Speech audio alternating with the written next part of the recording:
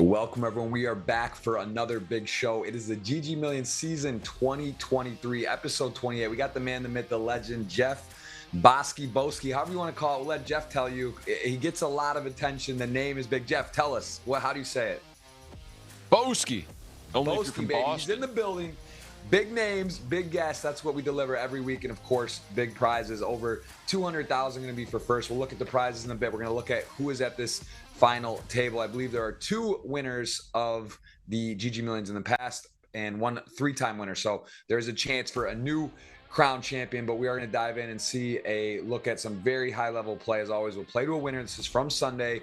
The entrants enter. They play the tournament applauses, and then we get a final table on Tuesday, and you can see the GG Million rankings for the year. The man, the myth as well. Another big name, David Yan, in there with the current #1 standings. He is holding down that leaderboard with $1,747,000 in earnings. Today, another seven-figure purse, and we have got 9 remaining players. I think a lot of poker going on in the world right now. Big festivals, big things. Triton starting up as well. So I think a little bit lower than normal in terms of prize pool. You can still see, Jeff, anytime it's a six-figure to first, 232 up top. There's a lot to play for, and we are going to have an amazing show for you. Again, 9 players remain, 107 total entrants there, as we will, again, play to a winner. There's a look at the players. And, Jeff, anyone stand out to you here? I mean, some big names in the poker world are here. Have you played with any of these guys?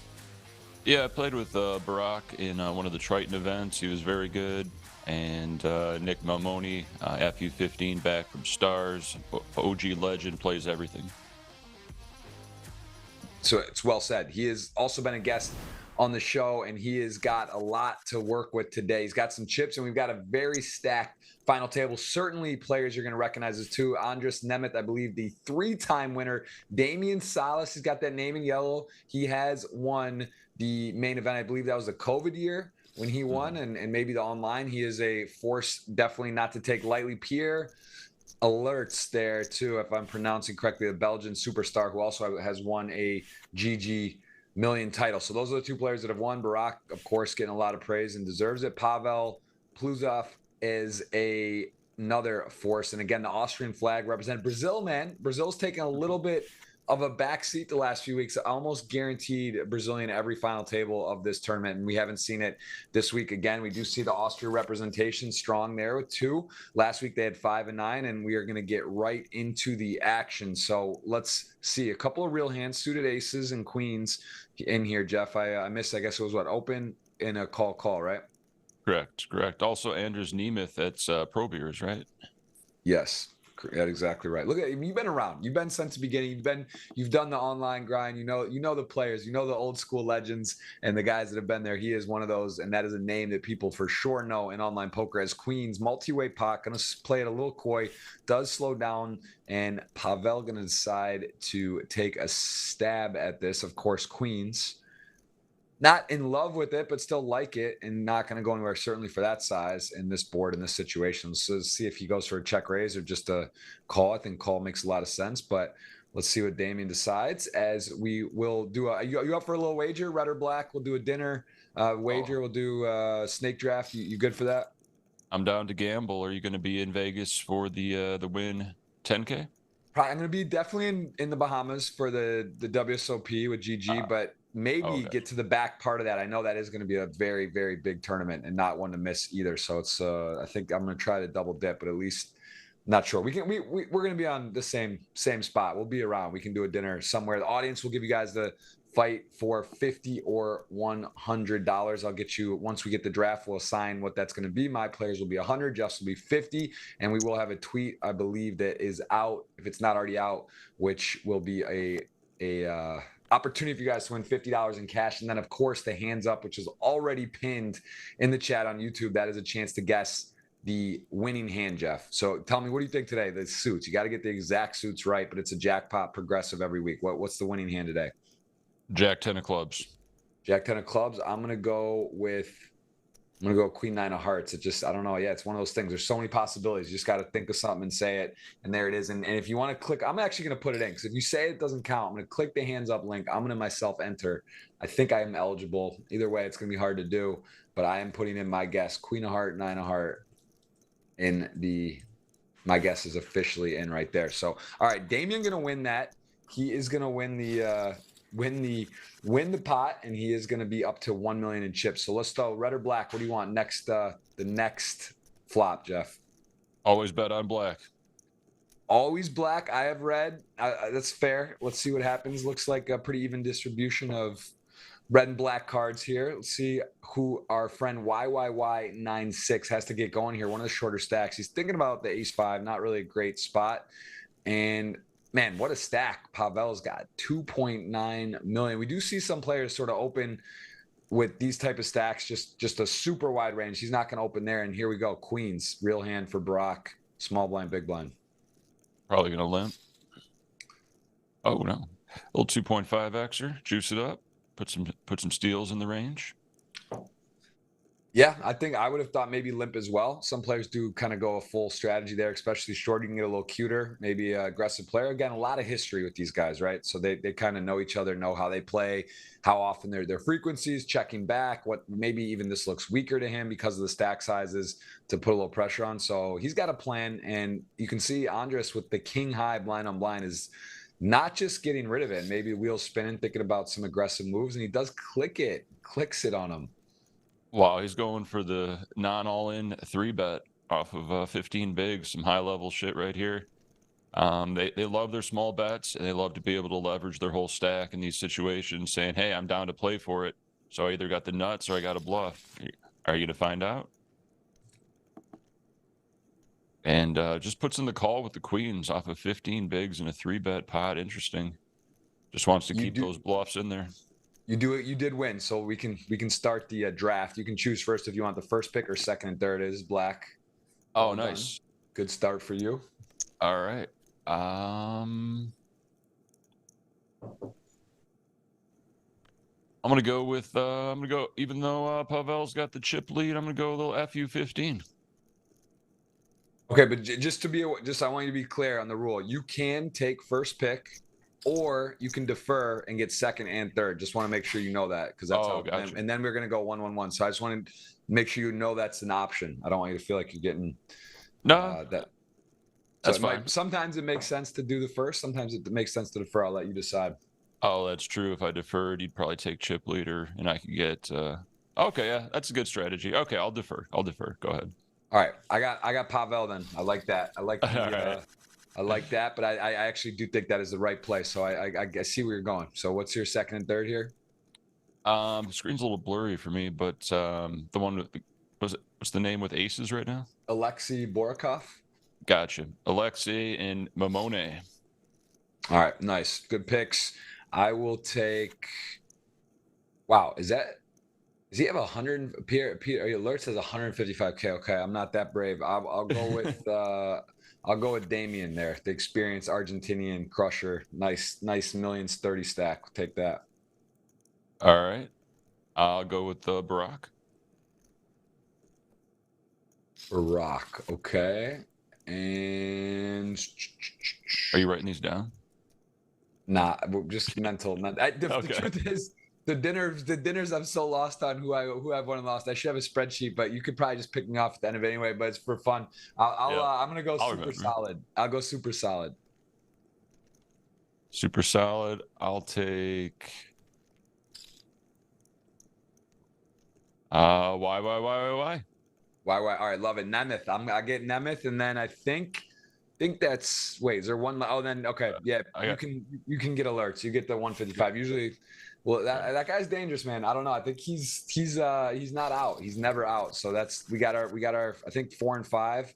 And then the audience, if my player wins, you'll get a $100 a GG tournament ticket. It'll be $50 GG ticket from Jeff, a cash game ticket if it is one of his players. So that's what we're sweating today. Good luck to everybody, and thank you for being here. Thank you for hitting that thumbs up. I see a lot of you already doing that. It helps a lot. We appreciate that, and that is the first part of the giveaway, which will be later for that $50 or $100 in cash. So that is also the tweets going out in 10 minutes. So keep an eye on that. I will put that in the chat in a bit, and let's play some poker here as we are with some real hands jacks from another, looks like Argentinian, who's got a nice stack. A little less info on this player, but most of the players here I've seen or I'm aware of their game. So again, always a treat to see the highest level online 10K buy-in, what the players are doing. We already saw a kind of creative play, Jeff. Tell me about that, like the Barakian there. You were surprised. I mean, both players making sort of interesting raises there. Yeah, just some real leveraging of stacks, and that's what No Limit's all about. You know, the small bets are all the rage because they can accomplish the same things that big bets do without overcommitting yourself in case you do have some bluffs where you can just bet fold. Yeah, I like it. I do think, though, that is not a conventional. You know, you really got to be understanding of what you're doing and what the other players capable are doing to make those plays, right? That's even for Andres. He puts a lot of his stack on the line. He does realize he will force folds there. And, you know, as it turned out, he did lose some chips, but he's not out. And, you know, you could argue too, King 7 there with those stack sizes, you know, some players are willing to maybe just go with it, but he did find a way to preserve, not get all in. And, you know, Brock chipped up a bit, but also Nemeth, you know, keeps his tournament alive by not getting it in there. And he is still not the shortest stack as well. Yep, and by 3-betting not all in, he still gives himself a chance to win it just pre-flop or take the initiative post-flop and rep some ace-high boards even when he just has king rag. We have a 3-bet from ace-jack from the small blind, just a flat from jacks, which is also kind of interesting that they didn't just jam pre, but I get it.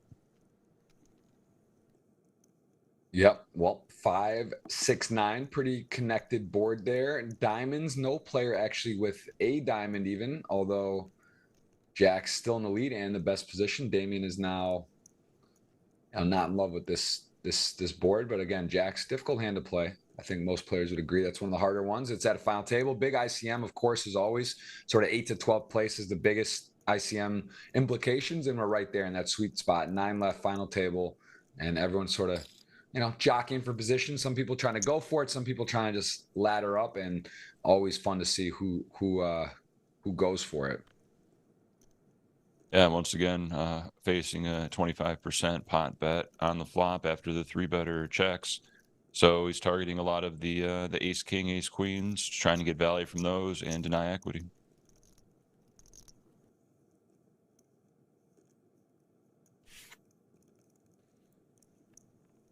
Does give it up. So ace jack suited doesn't get too hurt there. Damien's still 800K. You can see the blinds 15K, 30K. Payouts lower left. Jeff Boski joins myself today. You can check Jeff out on socials. Has a wide variety of them: Twitch, YouTube, Instagram, you name it. He's got it. He's got the socials. Where can they find you, Jeff? Where are you most active right now, and what is your handle there?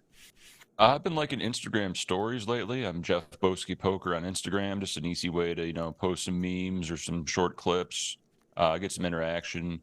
Occasionally Twitter. ICURA Rook on Twitter. But if you search for Jeff Boski, it will come up. That was just my old Poker Stars name. And yeah, Jeff Boski on YouTube, putting out those vlogs. A lot of work and editing, as you know. And yeah, just a great thing to be able to provide content for the community and get that interaction and do a little something. You know, got to stay active. I love it. Well, I can tell he knows his stuff. He definitely, when you started playing, was it like 2002, 3, 4? Right, you were right at the beginning of sort of the run there, right? Like yeah, probably right around Moneymaker, 20 years ago. Moneymaker boom, college, high school, home games. You know, $50 deposit, run it up. You know the drill. Yeah, same name, similar stories, similar timeline. Moneymaker, the whole ESPN deal, and Rounders. You know, that was definitely just kind of right at the right time, doing the home games with friends and quarter, you know, 50, and yeah, man, it's a long time ago. It's like exactly 20 years basically. It's pretty crazy. Doesn't seem like 20 years. Scary to think about. Yeah, it is actually. It does. It is. It goes fast. And today, hopefully, again, we give you a very fast and fun final table. I've seen some unbelievably creative play over the last weeks, and it just always amazes me how talented these players are. Really, really guys are good, man. It's in a way it's scary, right? So like, man, these guys just seem to know the right play at every juncture. But at the same time, we see a mix in here too. Some names I've never seen, some sort of unknowns, and that find their way there. There's ways to satellite in for much less, $100 even, I believe, less. You can start satelliting up into the GG Millions, and this will play to a winner. There is no deal making, so the payouts lower left, that will be what the players get, and there is a firm clear winner today. So let's see. I mean, Pavel in good shape, but there are some other stacks. Nick very capable, has a huge stack, and Alexi also with 2.6 sitting there. So no real runaway winner. A couple short stacks. I mean, Pierre is down to 3 big blinds, really short, but no one else is on life support. So still some play. Yeah, always interesting how ranges change when there's some extreme short stacks because you don't really want to go out before them. But at the same time, you don't want to play scared. You don't want to get run over by the chip leader. Barack chooses a larger size here, 2.5 with the 8s. I wonder how, I mean, I'm sure that's balanced, but I'm sure there's reasons he's going to be doing that as opposed to a min raise off of that stack size, possibly to isolate the shorty and just get that heads up. But we got 2 big hands. There's going to be violence in this one. Yeah, don't see stack size wise how this doesn't get in. It's gonna likely just C5 here, classic flip incoming, most likely a super solid, also with a kind of a nice looking hand in the positions. Won't be once it's raised, and there's the re-raise. So should be a two horse race here. Although, there's one of those things with Pieter with the three blinds. He's going to get a chance potentially at a pay jump without even having to do much here, as he is going to be rooting for queens. There is a world in which queen's flat and just go with a non-ace king flop. So we'll see what happens. Yeah, I mean, off 20 blinds and with the 2 very short stacks, 2 much shorter than him, but ultimately not going to get cute, and we are going to see C5. There it is. We got the all-in call. Big pot all of a sudden for our friend YYY, who was on the shorter stack here. Could be in a really good spot. Through the flop, he's good. 8-7-4-2 clubs. Turn 4, pairs the board. 6 outs, 1 to come. Can he fade? Oh, it looked a little scary, but it is a 3, and that is a double up, and kind of a little bit of run bad there for a 9K jump for Pierre, who is on the 3 blinds, doesn't get a chance, and now again he's gonna have to move. He doesn't have too much more folding, as he will hit the blinds in this orbit, which will be the majority of his stack. Let's see if he can get a decent hand in another pretty big matchup with hands, ace, king, and 9s. Although, yeah, a little deeper. Yeah, I wonder what Nick's plan is here. Flat or 3-bet? Oh, just a quick flat. 3-bet seems like a bit of an overplay, so doesn't want a 3-bet fold. It doesn't accomplish too much, so see a flat, play it in position. Yeah, I like that. I mean, also, there's just so many players behind him too, right? That's kind of the thing. He's just like, all right, if I 3-bet isolate, okay, but maybe someone else wakes up and just decides to call. And I think, is there we see, okay, a little delay and then a flop. No one else came in. We are heads up, ace king now. With this is always hard, right? You get flatted, you got a good hand. Do you want to tell the story? I mean, you get to have aces, kings, you block those hands, but he does decide to check. He doesn't have a heart in his hands, which could come into play, thinking maybe his opponent could have some suited broadways or draws, but it is going to be a bet from Nick. What do you like here, Jeff? This is not fun when you're short and you miss. Yeah, I think he's getting the right price to peel. He could still be ahead of some flush draws. He doesn't block any hearts with the ace king, and it still has good equity against pocket 9s, backdoor wheel, or just turn top pair. But it is a concern being covered, and that's super short. So peel and see what happens. Hopefully they just shut down with their ace jack, ace queen, and yeah, we just get to showdown with ace high and win. If there's more pressure, we probably just have to let it go on the turn.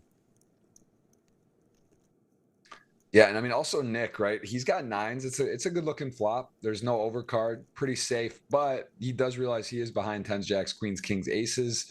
You know, probably Damien's not going to open any of those pairs, the lower pairs there. So, but still, you know, he's sort of understanding where he's at. He's beating the majority of hands, but does lose to the combinations of the ones we just mentioned. So now Damien is a little less likely to want to continue. I mean, this is some real aggression. Second barrel from Nick, and kind of realizing if he calls here, is he willing to call some river shoves? And that is, of course, as we see the hole cards, we know where it's at. But when you're Damien, it doesn't feel good when he's got ace jack suited, ace queen suited, that flat, or you know, whatever, some other hands that could be behind. So again, good decision making. Got to a turn and made the right choice. Still 20 blinds, as Damien will fold on the turn. Yeah, pretty standard. The thing you have to keep in mind in Damien's shoes is to be balanced and not just always just check your ace highs there. You could still check the over pairs so they can't just, barrel you off. Yeah, and also, I mean, again, the dynamic of Pieter, who is with less than 3 blinds. So you want to keep that in mind, but that's also incentivizes Nick to be a little more aggressive, right? So there's some leveling there. It's obviously, yeah, there's 9 grand available if you just kind of don't go off, but at the same token, a potential time to double or have someone make an aggressive move trying to leverage that situation. So it's always interesting to see how players respond and if they're able to make the right decisions, as we did see Damien do so there. And that's one of the themes I noticed on here. The guys, just whenever it's close, they seem to make the right decision so often. So it's impressive. It's fun to watch, and we saw again Damien do that as Pieter, man. He's running cold. He knows it. He's like, man, am I really gonna? That's not fun to blind in, basically to be all in blinded into a high stakes tournament. You know, there's Pavel with 3 million, and then he's got 100 bigs versus like 2 bigs, and again, though, still in. You know, it's something to be said about being in a tournament, and anything can happen. And we got a cooler situation developing. There's going to be some leveling wars here when he gets 3-bet. He has to assume the chip leader is going to be doing this very light. So how do you respond with ace queen? It is. You say it cooler. I mean, you're right. I mean, situationally, it is. Because if it's like Barack or someone else, or even super solid, just like Rip, you know what I mean? It's like the actual chip leader on your direct left. He doesn't have the ace 10 off. He doesn't have, whatever, a light open, king, queen off. He's got a real hand here. And this is going to be good so often in this situation when he's getting 3-bets. So you could definitely see a 4-bet here. I mean, calling is definitely reasonable. I mean, folding feels too tight, but it wouldn't be insane. Although you just know you're kind of getting taken advantage of often if you do that. Yeah. And he does go for the 4-bet. Goes for the 4-bet. Wow. So this can accomplish, a lot to just win it pre-flop when he just got trash, but he can also just 5-bet you with a fairly wide range and put you in a horrible spot. But I guess his plan is just 4-bet fold here. Wow, clicks it back. Not all in 5-bet. Giving him room for the 6-bet, and he takes it down quickly.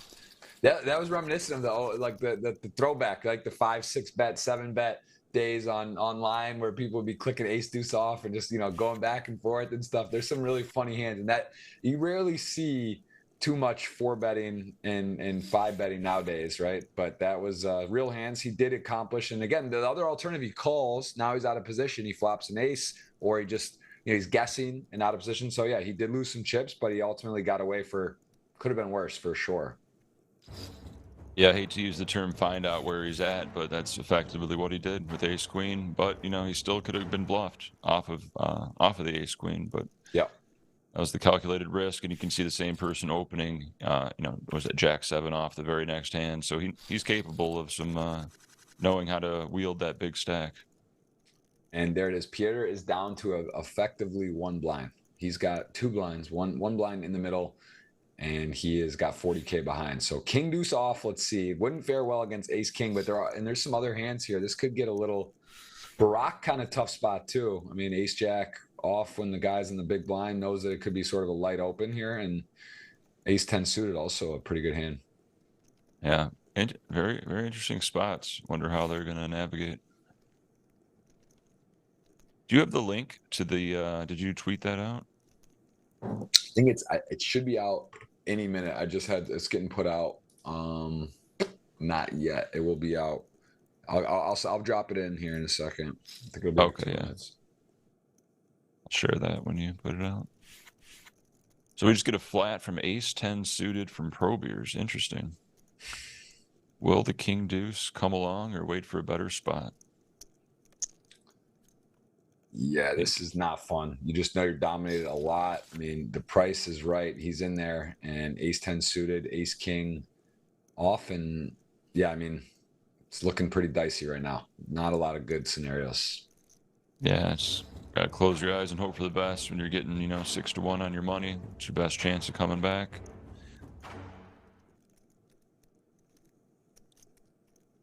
So interesting on the lead compared to check and allow them to bet a bigger size and hopefully isolate it. I don't think this is talked about enough, but we do have a min raise over the under one big blind bet. Ace 10 with the backdoor clubs. Do they want to continue? Getting a good price. Yeah, I mean, again, Andres Nemeth, one of the guys who's done it for the longest and some of the biggest results live and online, and he's understanding there's a lot happening here. I mean, these guys are getting wow. He really is. He is playing some poker. He is off of a short stack maneuvering, and he is going to find out that there's a real hand there. But he's trying. He's getting creative. Yeah, I mean, it goes back to the King 7 hand where I thought his options were fold, call, or jam, and he pulled out the non-all-in 3-bet. I was like, okay, so this is allowing me to think small ass 3-bet in every spot is now an option. And how about that turn card out of nowhere? The Oh, deuce the finds it. I deuce. mean, that is a potential miracle if he can fade. Still has to fade a bit, but pretty powerful card for him there. They both block the ace on each other, so he has to fade a king or a 2, or let's see, a 5 would not be good for him either. So pretty good spot with one to come. And I mean, Alexi all of a sudden is is Alexi's actually not loving this situation either. I mean, man, and there's a side pot. Yeah, he's betting 15% pot with ace high here. It's above my pay grade. What the logic is trying to get him off ace king. Wow. Wow.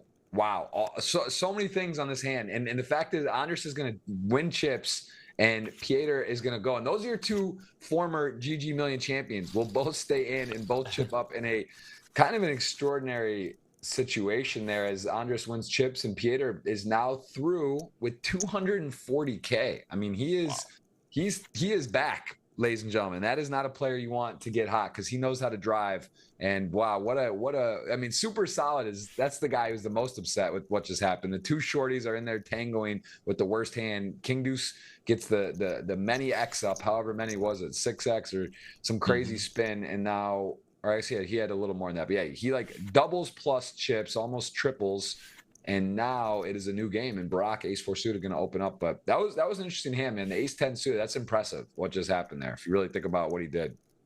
Yeah, he was definitely repping a big hand, and got the ace king to fold.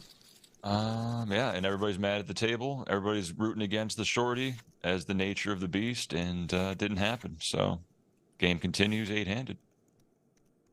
Yeah, Pavel also has chipped up 3.4 million, so he's sitting pretty nice. Nick Mamoni, 2.3 million. Again, one of the guys that's been around forever. Went to Furman University there in South Carolina. He's been on the show, and he knows his way around a final table. So going to be interested to see him play today with the whole cards up. Hope you're enjoying. Again, we got a special one today. Multiple giveaways. The hands up pinned in the YouTube chat. We're going to have a $50 or $100 giveaway based on which players at the table win. So you're going to want to root for the $100 ones, which are my players. I love to stack the audience here, Jeff. And then we got our dinner wager, and then we'll have a tweet for $50, which will be out any second. You're eligible for that as well, Jeff, to be in on the action. Oh. So I'm feeling good, though. I think my dinner record's pretty good. I do like your pick today, the 2-3, though.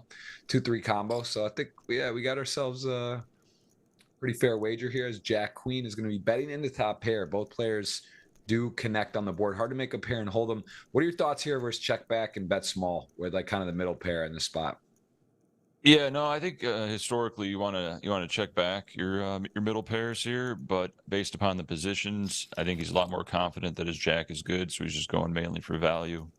And a very small bet, so it does accomplish a lot, and that's the theme, just very small wagers that can get the job done for without having to commit a lot of chips. Also gets value from worse jacks, 8x draws. When he checks back the turn, when the 10-9 gets there, a few other two-pair combos.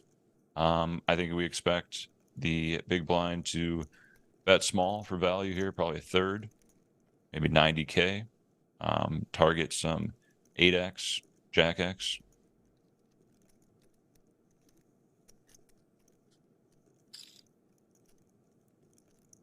Yeah, right on. Good, good. I mean, and honestly, with this hand and this board, there's definitely stuff that misses. Some 8x can blocker bet worse jacks or missed hearts. So do get the call. Nice hand from Alexi there, going to pick it up.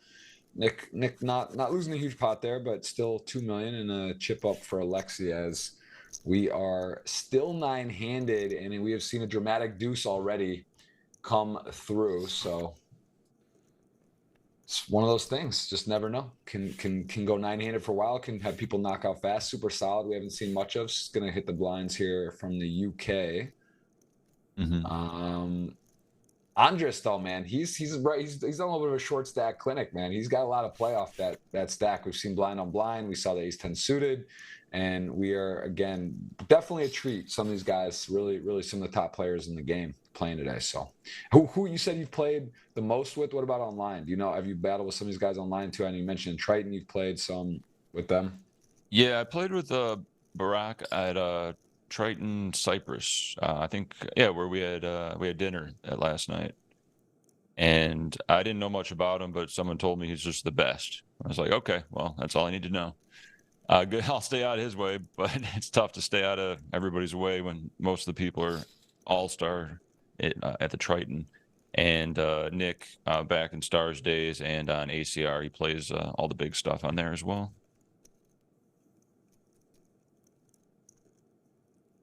I'm interested about Barack's open sizes. He's done 69, 75. I know he doesn't do that based upon his hand strength. That'd be too obvious. I think it's just based upon what the short stack is in their position and the relative stacks of the blinds, if I had to guess. Yeah, no, it is interesting. Definitely a little bit different, and of course, reasons for it based on as you said, usually in the blinds. And wow, look at that, King 5 suited going to get Ace King suited off. Yeah, it's better for his range.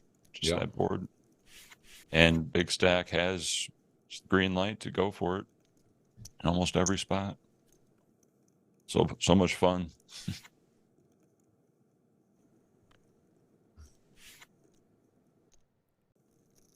And then Ace you start Deuce, getting, Ace Deuce suited versus Ace Deuce off for the stack size. I guess yeah, just probably a jam yeah, makes sense. And this is it's kind of close. just fold. Yeah. 20, Yeah, I 15 mean, bigs. ICM, just fold. Although yeah, his with the range is Andres same stack, Barack close, and Pieter shorter, and that hand just not doing great against pretty much anything. Although it's ahead of a lot, does fold, and good execution from Pavel there. What would you call it? What's your ace cutoff? You think off top of your head on that 14 blind, 13 blind? uh just in the main thing you want to learn from ICM, just like satellites, is call less, shove more. So you really got to tighten up your calling ranges. As much as it sucks, where you're just like, I got him beat, I call. It's more than that. So I'd say maybe ace 10.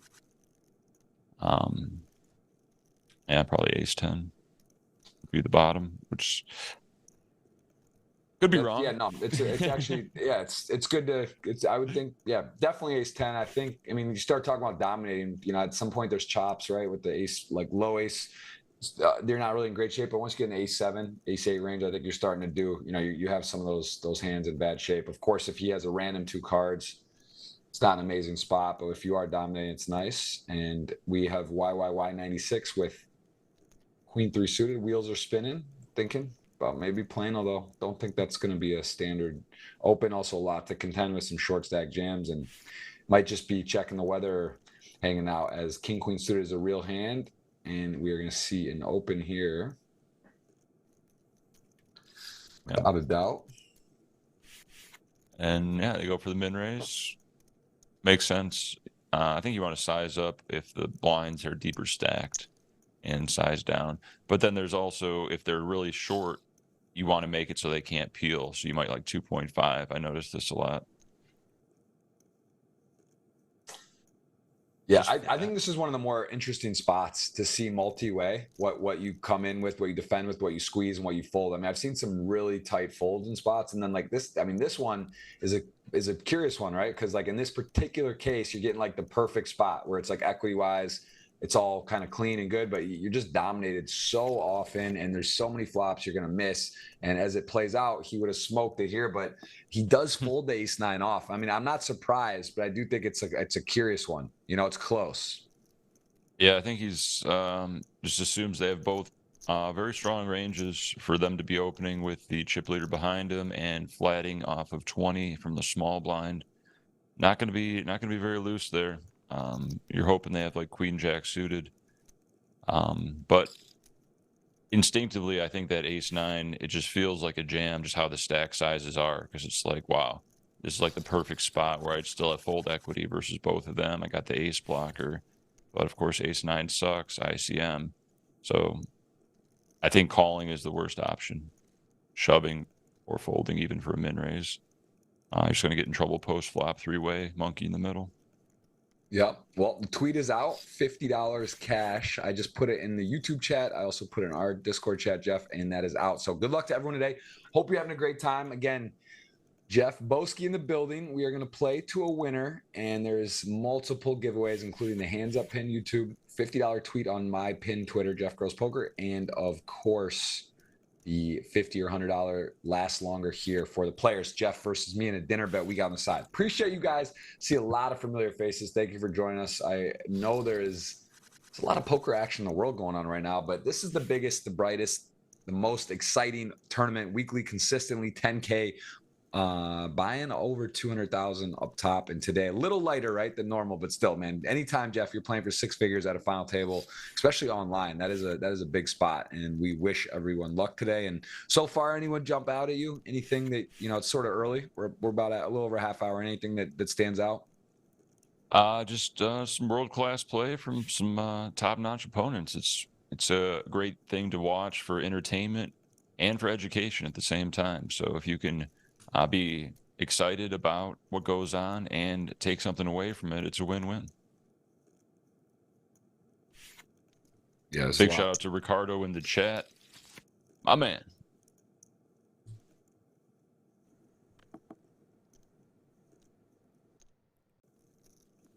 Yeah, it's good to see some new faces. Definitely some Jeff Boski contingent, I think, here, especially now that the tweet's out too. They know where to go. Direct them. We'll see some faces in here, over 700 watching right now. Appreciate you guys in there as we see a turn Jack 9. I'm sorry, Ace 3-9, and the Jack 10 suited throws a bet out. Doesn't get any turned extra equity draw here. Nick, who is not a guy that is easy to bluff. You know what I mean? Here he's got a modest hand. Double barrel would be really difficult to hold on to, but let's see if we get that from our friend rocking the China flag. Is going to bet, and Nick just gets out of the way, believes him. Good execution there. No equity bluff there on the turn. Yeah, it's all about the range versus range and when to apply the pressure. Oh, you know Ricardo from the cage. You met him before. Yeah. Oh yeah. He's in there. What's his name? He's in the chat. Yeah. Okay. Good to see you. Good to see you. Thanks for being here. And again, so many giveaways today. So much fun. And who do you feel? I mean, man, Pavel he just kind of quietly chips up. He's got 3.8 million, man. He is now double seconds, and he has got a pretty good seat. He has not got a lot of. Look at those three shorties on his left. I mean, at some point he can start just getting really aggressive and on the button or late position, he can really apply pressure and kind of leverage their stacks against themselves. I mean, we do see some chip leaders really open wide and just go for it. Obviously, queen 3 off under the gun +1 is not the spot, but curious how Pavel takes his stack and utilizes it today with this big lead 9-handed. Yeah, should be interesting. I like on GG it shows the VPIPs next to the name, so you get an immediate idea of how many hands people are playing. Yeah. So Brock with the 2.2 now. King Jack. Now here we go. Ace Queen. This is the spot. Gets a good spot. We know it's so hard. It is really hard to come from the depths. He was down to 2 blinds, hit a miracle deuce, but now he's in a slight favorite position. And Barack, though, I mean, honestly, this is not a great spot. The math, though, man, you start talking about he's got all the pairs, the ace X's like this, where he's getting a good price. And I mean, I don't know. It's like, wow. Wow. As soon as this happens, everybody at the table just hates you. They're like, come on, bro, just flick it in. This is, man, Jeff, this is one of the more bizarre final table stack size we've seen. Look at this. 490, 485, 370, 480, 400 now. So we got 1, 2, 3, 4, 5 players right now. Look at the difference between 9th and 5th or 9th and 4th. I mean, you're talking about, you know, sort of 4 healthy stacks and then everyone else in critical support. So, I mean, this is an interesting dynamic, and you are seeing you could definitely see some tight folds and the chip leaders emerging and putting a lot of pressure here. It's sort of, you mentioned first in. It's so powerful, first in versus calling, but I think that's what the great players do.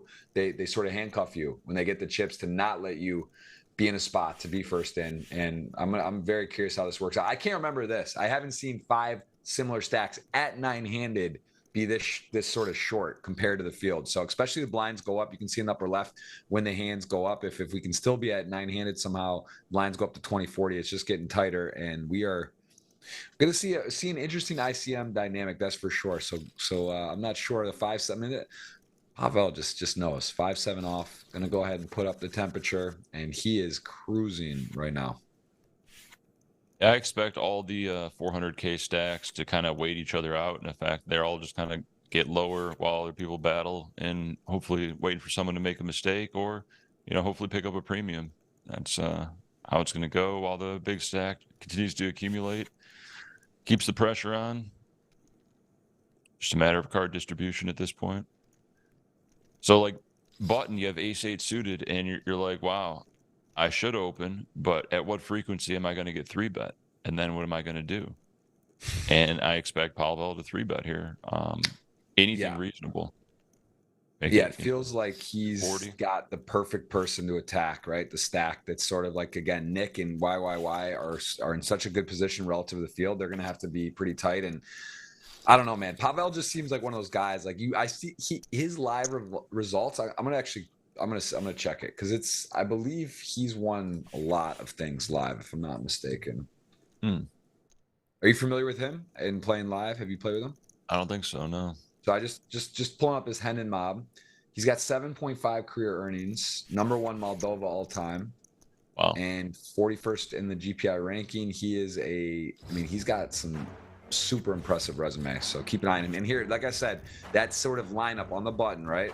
He gets to just pile it in like a 7-10 off. You're getting to see a bit of a clinic on him, and he even here, right? Even in a spot like this, and actually we might see it ace-8 off for this stack size with all these players. I don't know, maybe a little bit more ambitious to get through the remaining extra one, but I think he may rip this here. Oh, he's jamming. The question is Super Solid going to call? And I think they're going to fold, as crazy as that sounds. Fold an ace. I don't think he's going to fold this. You're right. It's close, but I think ace queen's just asking a little too much. And the thing is, if you get this jam through, you officially own this spot, right? Like this is just like you now, and that they're shorter. The blinds go through, and there it is. I think it's a little too much hand to fold. Let's see. Ace-8, ace-queen. Can he double in a diamond? Pretty fantastic flop to start. Needs to fade a very specific card on the river, a non-diamond 8, and it is a diamond. So that's good news for Super, who will be doubling was a 6 of diamonds, and Pavel, a little bit of a, not even a tarnish, a blemish on his stack there. He's still at 3.7, on to the next one, but super solid does get in. I would be curious. That's a great hand to plug in to see where you're supposed to go. I think it's just too much, right? I think you're just dominating the hands he's shoving, the ace X, the queen X, these hands. And of course, when he has like king deuce off or king seven, it sucks, and you're in a bit of a gamble. But he does get the dominating spot and he does hold. So nice call off there for super solid. Yeah, I studied those spots a bit. I was just amazed in like similar satellite situations where just pocket tens is so much more valuable than ace queen in terms of raw No, hand strength. absolutely. It is. Although they seem like kind of the same hand, but those pairs, you really want to fully dominate their under pairs and ace deuce and stuff.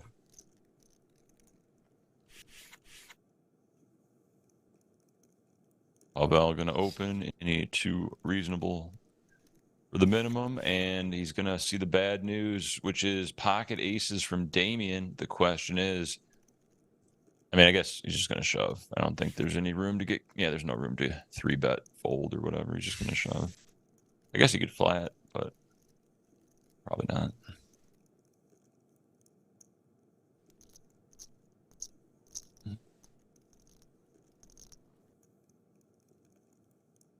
I just got the link reposted.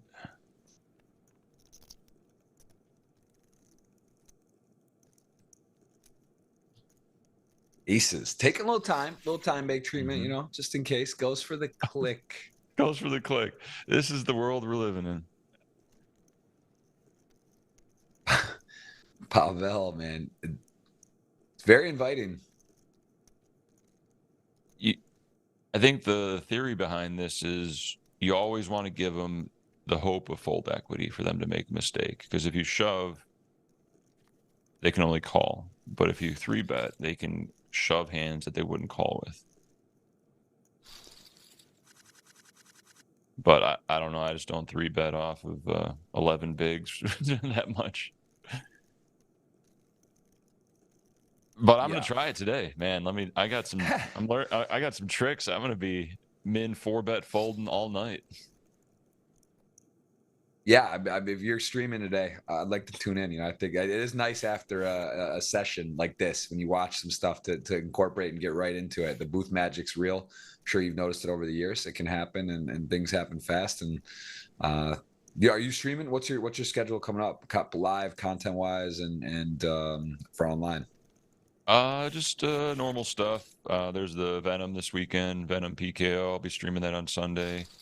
And just looking forward to the Win Series in December. Other than that, just hanging out in Vegas, trying to enjoy life, walk the dogs, work with the animal rescue, and work on my body and mind, make myself a better person, because these years are flying by, man. We got to make it last, or else the party's going to end. Yeah, the 20-year poker deal is actually that is crazy. I mean, I was like, yeah, I'm 37. It's like, wow, it's not 17, running around doing the fake ID, going into casinos and that whole thing. It's really, it does move, man. It does move. 20 years doing something is a long time. That's no doubt about it. Yeah, but we're lucky, we found a game that's every day is different, and we got passion for it, and we've found a way to make a good living out of it. So we are the lucky ones, Jeff. Yeah, for sure. And again, a lot of players in the chat. Appreciate you guys tuning in. I hope you guys are learning something, ask questions. We do have an eye on the chat over there, and we are, again, getting to see some. It's important to differentiate to the level here, right? I mean, these guys are some of the best players in the world, and some of the stuff you see in a 10K final table is not going to work in a $10 rebuy on your game. So just understand that there's definitely some nuances and some stuff that may look a little unconventional, and also remember it is a final table, so this is not the same as a lot of junctures of a tournament, and it's important to watch and know and learn and ask questions. I think that's the biggest thing. Talk to friends, talk to your peer group, people that are you believe better or more experienced than you. It's nice to take some of these hands and ask them why do you do that. And Jeff, we were saying before the show, I mean, for ourselves, right? It's like we see stuff too all the time. I'm like, wow, like I wouldn't do that, or why did he do that? And I'm not even sure sometimes. So it is really important to learn and ask questions, and understand that there are some kind of innovative and new and more than one way to play a hand. That's for sure. So that's don't feel like if they're doing stuff you're not, that you're just lost. It's just, you know, different ways to get different outcomes. And also these players have a lot of history, which you notice in these larger buy-ins, smaller fields. There's a lot more exploits, right? Then there are a lot more understanding and notes than just like these large field events where you're just never going to play with the player again, you know, that you can go for, that you got to be aware of. So that is something too. Most of these players are familiar with each other, which adds another element to it. Yeah, the history is something we can't really pin down. You know, you don't know what hands they've shown down in the past. You know, they've played thousands of hands with each other, and they, you know, there's certain players you're like, oh, if this guy shoves, I'm calling. But against other players, you're like, no, I'm never calling against this nit. So you just got to know your player, know their ranges, and adjust to the situation, because every situation's different as the stack sizes change, the payouts, the positions. You know, you just got to. It's a game of incomplete information, and the more good choices you make, the better. Yeah, this is a flat from Nick. Pretty interesting. Ace King off to flat versus Jack King suited, and this is That is interesting. gonna work out for him, likely to get some more chips. At the same time, Damien with the King Jack suited facing a 3-bet. You know, I mean, yeah, I guess maybe just let go. So let's see. On this board, you would think it's gonna favor Damien a bit. I mean, he might go for this. I would imagine a bit. Yeah, definitely find a bet here. Get him to fold out his small pairs he might be flatting.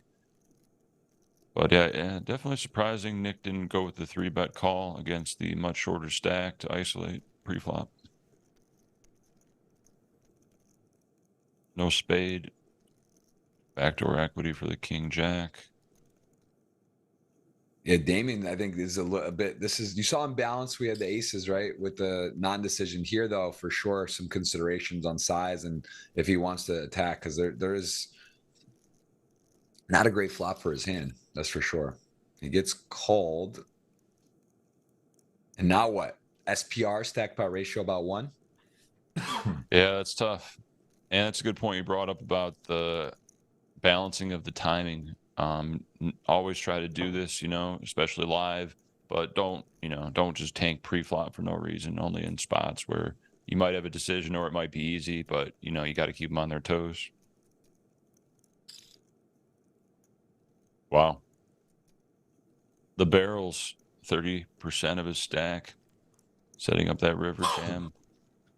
Man, I mean, is a plan, I guess at this point, it's if you're Nick, I think he's so short and your hand's so strong, and there are some Jack Queen or heart draws. Like, I mean, you just put it in here, just make them put it in for that last bit.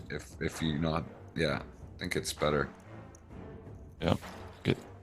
Save yourself that suck out equity, and he takes it down. Yeah, just like the size of the pot to his stack left. You know what I mean? Like, just make him not be able to just check back if he has a draw and miss, right? That on that particular run out, you get that accomplished. So Damien, though, kind of speeding there. Couple of experimental probes, does not work out. He's down to 263. This is like a short stack lesson today, guys. There's been actually amazing that there is no one out with the like so many 10 blind stacks, sub stacks, like kind of crazy. Yeah, it's an art, really. It's an art form. And here's ace queen under the gun. I don't think he can let this one go. No, this is going to be just a full send. Ace, no one here with a hand to consider Nick with early position. I mean, if he was in the big blind, maybe, excuse me, but picks it up. Damien back to 10 blinds.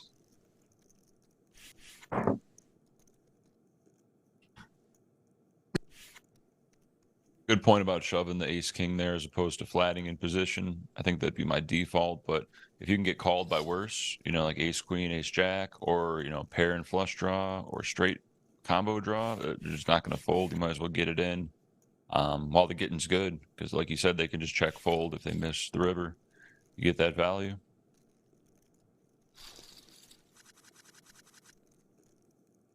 I want to see Pavel just open up any two now. Just go crazy. It's so fun. Like here? Give me 1 sec here, Jeff. Take it. Okay, Hold I it got down. it. I predict, oh, Pavel did not go for it. But why open up the Allen Jackson, and it's going to work. Takes it down. So all eyes on short stacks. As always, at these final tables, you see 4 players with under 10 blinds, 4 players with 8 blinds or less. So it's a race to the bottom. Is that correct? So once again, Pavel opening anything reasonable. Damien with a decision with ace 10 of clubs. What do you do here? You know, his range is wide, but do you want to be the next out? He does not care. ICM is a myth. Is Pavel priced in? I think so. But I've been surprised before with the Barack fold of the King Jack earlier. We got an all-in situation. Damien 98% and Pavel's dead on the turn. Damien takes a stand with ace 10 of clubs and gets the big double. Wow. I mean, we just no one wants to go home, Jeff. Sometimes people like to play. This Yeah. is one of those things. It doesn't matter. No one has been knocked out. Several all-ins. I mean, Pieter was I believe the shortest we've ever seen on the show, was in the big blind and then hit that miracle deuce. It was like basically out the door, and he is now again through the blinds. Yeah. Yeah, that's with some chips. That's a big part of the mental game that I've noticed a lot of amateurs can't handle at final tables. All the shorties double, and you get frustrated. You know, whether you can control it or not. You're like, man, I should have got a pay jump here. How'd he get lucky? You know, and it'll get you off your game. You got to stay stoic. You got to stay in the zone. Don't worry about the results. All you can worry about is king, queen, and pocket nines about to go to town. Yeah. I mean, this Or is not. just something's got to give here. 2 short stacks, 9's a little too strong off of this particular player. Although there is people behind. I mean, this is maybe not a mandatory. It's about pretty close though. I think 8s would be a little more close. 9's just got to put it in. So we got a coin flip, and something's gonna happen here, man. I don't, unless there's a chop pot, which would be insane. King queen gonna outflop 9. Some interesting turns, of course. A diamond. It is not over. Can he hit a diamond or a nine? Or we are gonna be down, and that is not a 9. That is an ace. Big knockout. Barack gonna get chipped up. And what happened there? I had Andres, you had Barack. So first blood in our little wager. You are on your way. You are sitting nice, and that is a good pot for Barack, who is back to 15 blinds now as the blinds go to 20, 40K. So 8 players remain. Still a lot of short stacks, but shorties are actually all kind of double, Jeff. No, and now other than the one that just got knocked out, there were 300K stacks, and it is sort of double up galore. It is Pieter's turn now to get involved. Yeah. All eyes on Pieter. And oh wow, I was gonna say the 3-bet with the queen rag in the big blind against the button open with these stack sizes makes a lot of sense. And yeah, it comes to a point where you're like, if he's assuming he's going to 3-bet me 100%, it's never going to be 100%. Should I just open fold? And then all of a sudden you're open fold and ace 8 suited on the button, and people are like, why even play? I mean, just sit out. But, right, and then you look at it and you're like, or do I just take a stand? But how about the time where he had ace queen and he happened to have ace king? Right, people do get hands, and then you're just like, oh, it's my time. Like I got to do it, and then you're just out the door. So it is not a fun spot when you are severely out chipped. And here, king 9 off, and a couple of possible candidates. Ace jack does decide to call Pavel. That'll make his life easy. Yeah, like the flat there, and ace jack is ahead. Will they hold? Why on my team? And Pieter is gone. Get your ladders out. GG does ladder. Not the worst result for him considering how short he was. Did hit the deuce for a 9K pay jump.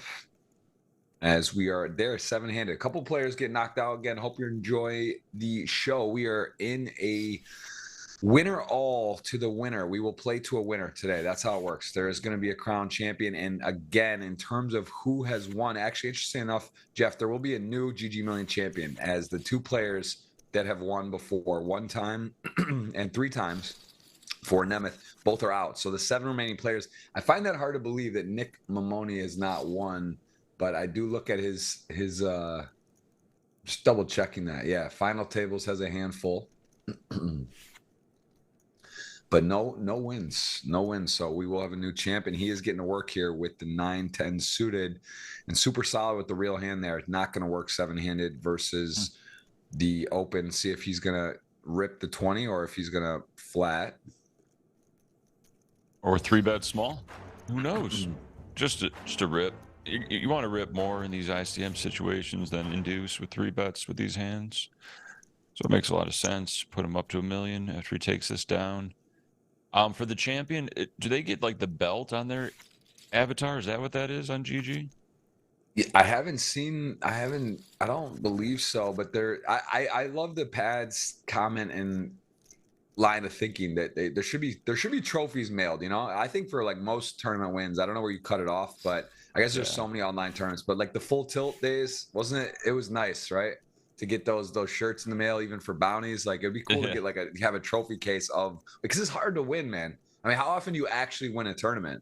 It's not easy. No, you're right. ACR talked about the logistics of it. It is pretty tough shipping them all out. And then, like you said, where do you draw the line? If you win the $11 nightly, if you win the Venom, okay, now we're talking. But, Yeah, I mean, I got to give credit to the APT, though. I think we just saw 10s. We just see 10s fold. It was raised 3-bet. Barack got rid of 10s, I'm pretty sure. Wow. I would say it's a great fold. I don't know. Like, there's also different levels to it. This would be my idea if you were to do it. And, of course, it is a big undertaking, but you would do it like once or twice a year, where you mail them at once, and you have different ones. Like the APT, they got this huge, beautiful lion trophy, but then some of the side events, they're like small ones. So imagine you play on your respective site, and 6 months into the year, you've won 6 tournaments. They have the different trophies made, the different, special ones or smaller ones. And then they send them at one time, like at 2 different points in the year, or even once a year, right? Like who cares? Once a year, if you play online poker, and then in January, you get your trophies mailed for the year. Like maybe you won 10 tournaments, and you get them in a one spot. But obviously there is a lot of logistics and there's so many tournaments that are run. I don't know, but I think it would be cool, man. I think it would be fun to have it. Like because as a kid, you played soccer, whatever, you get those trophies, you have the case. Like as a poker player, yeah, sure, winning the WPT, winning EPT, winning a World Series bracelet, getting a bracelet's cool, but it'd be nice to have a little more of that, like to get rewarded for. I think what would be your thought on the cutoff, assuming logistics work? Where would you draw the line? I think it'd have to be a series event, obviously not like just daily tournaments. It'd have to be something special. Maybe a minimum buy-in, or I don't know. It's tough to really different. Minimum field size needs to be over 1,000 people. I'm not sure. Or maybe just a few events and really promote that, hey, this one has a trophy. So, and see how the numbers are different from a trophy and a non-trophy event. If there's a 1K, 1 mil, and one has a trophy and one doesn't. Let's see what the numbers are. All right, so that's one side of it. Now give me this thought and just tell me if this is insane. What about if there's trophy shops everywhere? Hold my thought. We're gonna go mystery hand, Jeff, because this is one of the fun parts of it. We get to see everyone's whole cards. It's a little harder when you don't, and we can kind of live vicariously and sweat here. Talk me through the king queen hand versus Pavel? It's a tough spot. A lot of pressure could be applied here. Yeah, and you got to expect that. Barack and Damien, both shorter than you, and you're pretty much yeah, it's tough. I think it's just a flat. Yeah. Oh, and then the heart draw comes. Low board, expect a high freak. Check here on the monotone. And I think you just want to check back. Try to realize your equity. You don't want to bloat the pot with ICM against the chip leader. Only question is, are we ever just, wow, goes for the quarter pot stab? Ballsy. I'd be happy checking here. When you check calls, I'm putting him on a lot of ace high. And we do not beat ace high. So do we check to try to improve? Or do we continue the story? Usually not too good to barrel on turn cards that pair the board. Yeah. I mean, part of the problem when Pavel checks there, it's kind of showing he's saying I have some showdown, right? Like he's not bluffing. So it's you're semi bluffing with the king, queen, king of hearts, decent flop, and now you're kind of in no man's land here. And likely don't have the best hand almost surely. Yeah. So very inviting size, but yeah, I just can't imagine Pavel having a worse hand here. I mean, even if it's like Jack 9 with the Jack of Hearts, I don't think he'd check call it. I think it'd be a bet or check raise or something due to lack of showdown value. But yeah. And he does 9-5. have the Had the 5. trip. So 9-5 made a pair and made trips and then does pick up the pot 3.7. So here's my thought. I'm saying like, is this crazy? Is it terrible? Or like, I guess what would be your reaction if someone, they set their own benchmark of what their parameters are, but they make their own trophies for winning a tournament online. But can you imagine if you made your own trophy case for online tournaments? What would you think of that? If they print out and they did it for their own achievements and made their own trophies? Feels like it could be okay as a one-off if you just won something huge. But if you did it a lot, it wouldn't be authentic. It's like you didn't earn it. Yeah, I think that's true. Yeah, you win the Venom or you win the WSOP, something sick like some crazy big purse or whatever. I think you could do a custom decked out trophy to have just for yourself. Like I think that would be kind of fun. But yeah, you start printing out every time and you just have a trophy case of your own stuff. That'd be a little out there. Absolutely. But no, I think trophies are a great thing. I even talked to the Win about even for their dailies to have mini trophies like card protector trophies. You know how it's that nice statue of the Win property.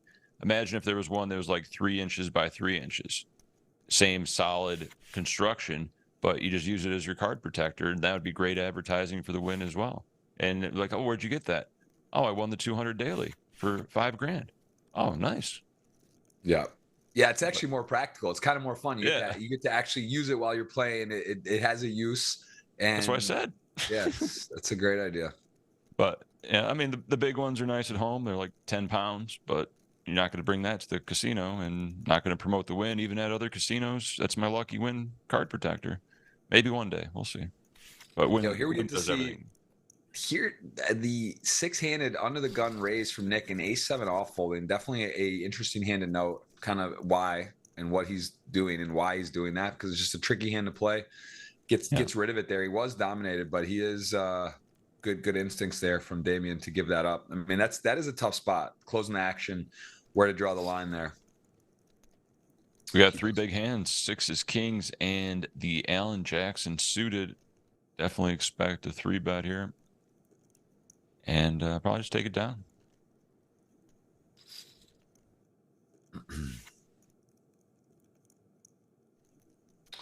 Yeah, 6-handed, definitely hand rankings go up a lot. He is 7-handed. He is in very good shape. Nice to get king 6-handed. 7-handed.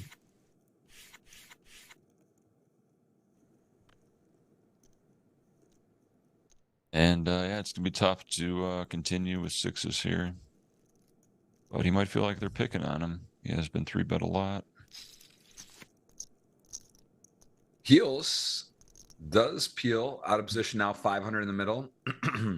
It's always fun going set mining, but now this is the ones where they're tricky, right? The non-ace, non-king, non-queen, or jack board, non-Broadway actually. And now you start getting into the okay. Do I call a quarter pot? Do I call a bet here?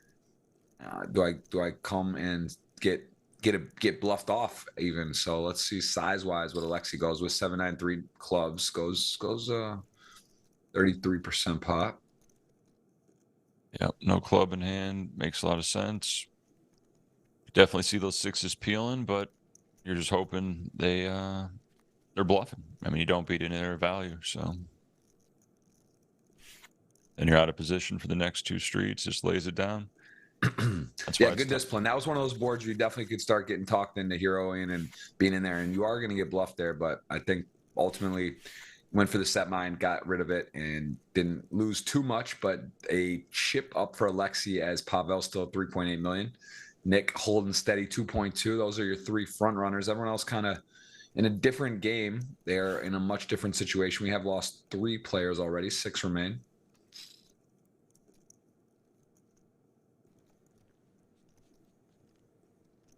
Small blind limp, 7-5, checks back. I could see a min bet here. Stronger range from the small blind. Backdoor hearts.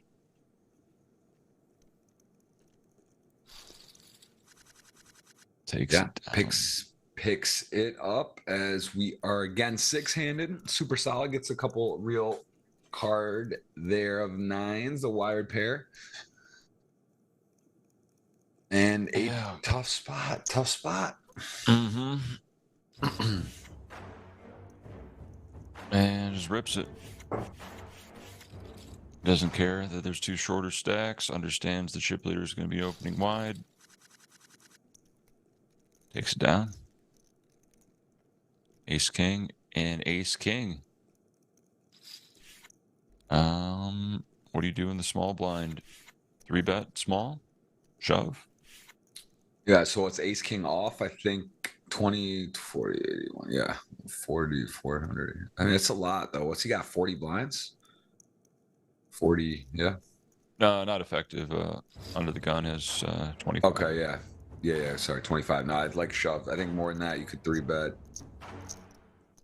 But 25, ace king off. It's not good enough. Yeah, just rip it, not 3-bet, not all in. They're not liking calling it off here. They are not excited, but they do, and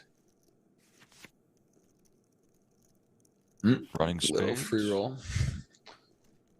Oh, I'm gonna chop it up, and I do apologize. Good catch there. Yes, 7-handed. We've lost 2. We've only lost the 2 GGMillion former champions, so we still 7-handed, not 6. I'm sorry. I was looking at it, and you are absolutely right. There is Oso Sean with a nice catch. 7-handed aces. Nice spot, man. And 8s. We were just talking about this. This is the one where you're gonna. this is really starting to ask a lot to raise and get blown out. Like you're like, this guy can't really attack me again. And then he actually has the absolute goods, not just a good hand, but the goods. Hand rank 1, tier 1, AA. And Pavel just thinking, man, this guy, hopefully he just gets fed up with me. Yeah, 40 blinds effective, pocket 8s against chip leader. I mean, there could be some argument for just shoving here, but it just seems so dangerous being second in chips or third in chips. Flatting, dicey, but reasonable as well. And folding just seems so tight. Wow. He is going to step into it. Aces to 8s, 4-1 favorite for Pavel to take a dominating lead. Gets a clean flop, 2-4-4, 2-4-2-3. Needs to fade 8-8. Can he do it for all the cookies right now? That's a face card. That is safe. And Pavel is absolutely running away with the deal right now. Wow. 6-handed, 5.3 million chips. What a spot. And yeah, you can't blame him though, right? The 8s, I think calling, you're gonna get outplayed. You could argue it, but ultimately does stick it in. And to the delight of some of the other shorter stacks, now we're 6-handed. 6-handed poker begins. Pay jumps, you can see, start getting moving a bit more. 67,000, everyone guaranteed. Damien gonna get the walk. And still 6 players.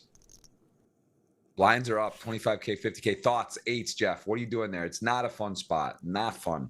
Yeah, like I said, sometimes you're just fed up. You got to draw a line in the sand and just assume their frequency in which they're 3-betting you is so high that their raise fold is just going to make immediate profit for you. You're just going to pick up that 400K or whatever. This could be a jam. This could be a big 3-bet. I mean, look, the stack's effectively 1 million. It's 500 of whatever. This guy's in better shape. Doesn't want to call up. King Jack performs pretty well in the spot 6-handed. So he goes 3-bet, not all in. I mean, I guess, yeah, all in's a little aggressive with the King Jack off, but as it plays, the ace-8 suited, you just see your guy go down with 8s, a real hand. You got ace-8 suited, and you're just like, man, it's just all kind of working for Pavel right now. Is going to call. And going to be a dicey spot out of position against the chip leader. It's going to bet, 125K or something. And now what?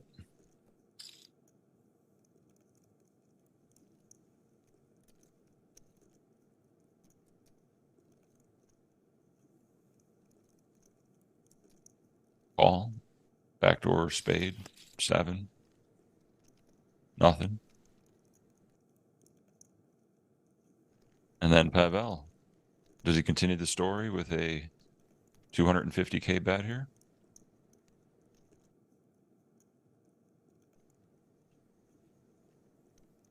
I think he does.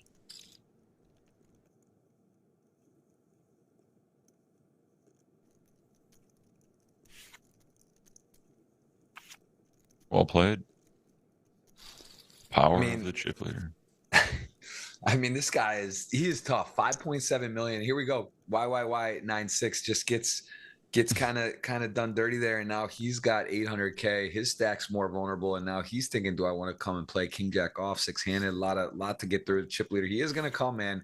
Is Pavel okay? Pavel sat one out. Ace 8 off. Yeah. He doesn't have to take every spot. It would have probably worked.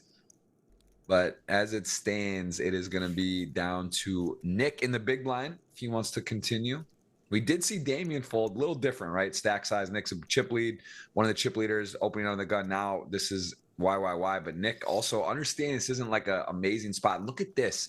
Doesn't fold, doesn't call, goes with the 3-bet, and YYY, man, he wants a redo this last orbit. He is getting put in the blender a bit, and this is not a fun spot either. Got to be very frustrating. Pavel saying, I'm on you, man. I'm on you, Nick. I don't know if you got something there. And there's aces. They're just kind of passing around. Jack Queen suited. Definitely a good hand. 20 blinds, though. Let's see if he just goes for the min raise. There it is. And Barack, does he have a flatting range? No. What's he got? 10 blinds, right? There's not really flatting ranges on 10 blinds, I don't believe. Gonna make it, okay, I was going to say, if he not all in 3-bets, it's ridiculous. It is interesting, though, because it does look weaker, too, in some respects. So I think that's like, you can go, again, player dependent, situation dependent, what you do.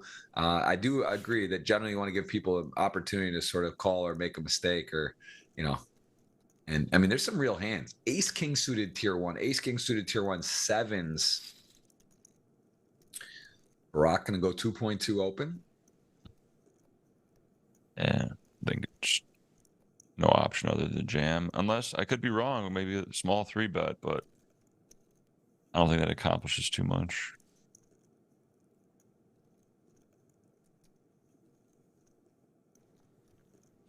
Let's see, 50, 14. Yeah, 14 was. I mean, yeah. Both players going to be pretty happy to put it in here. Ace King suited, although this is a guy saying hello or goodbye or chop. Ace King of Hearts has the backdoor spot. Ooh, wait a minute. Royal. Hold on a sec. Queen of Hearts.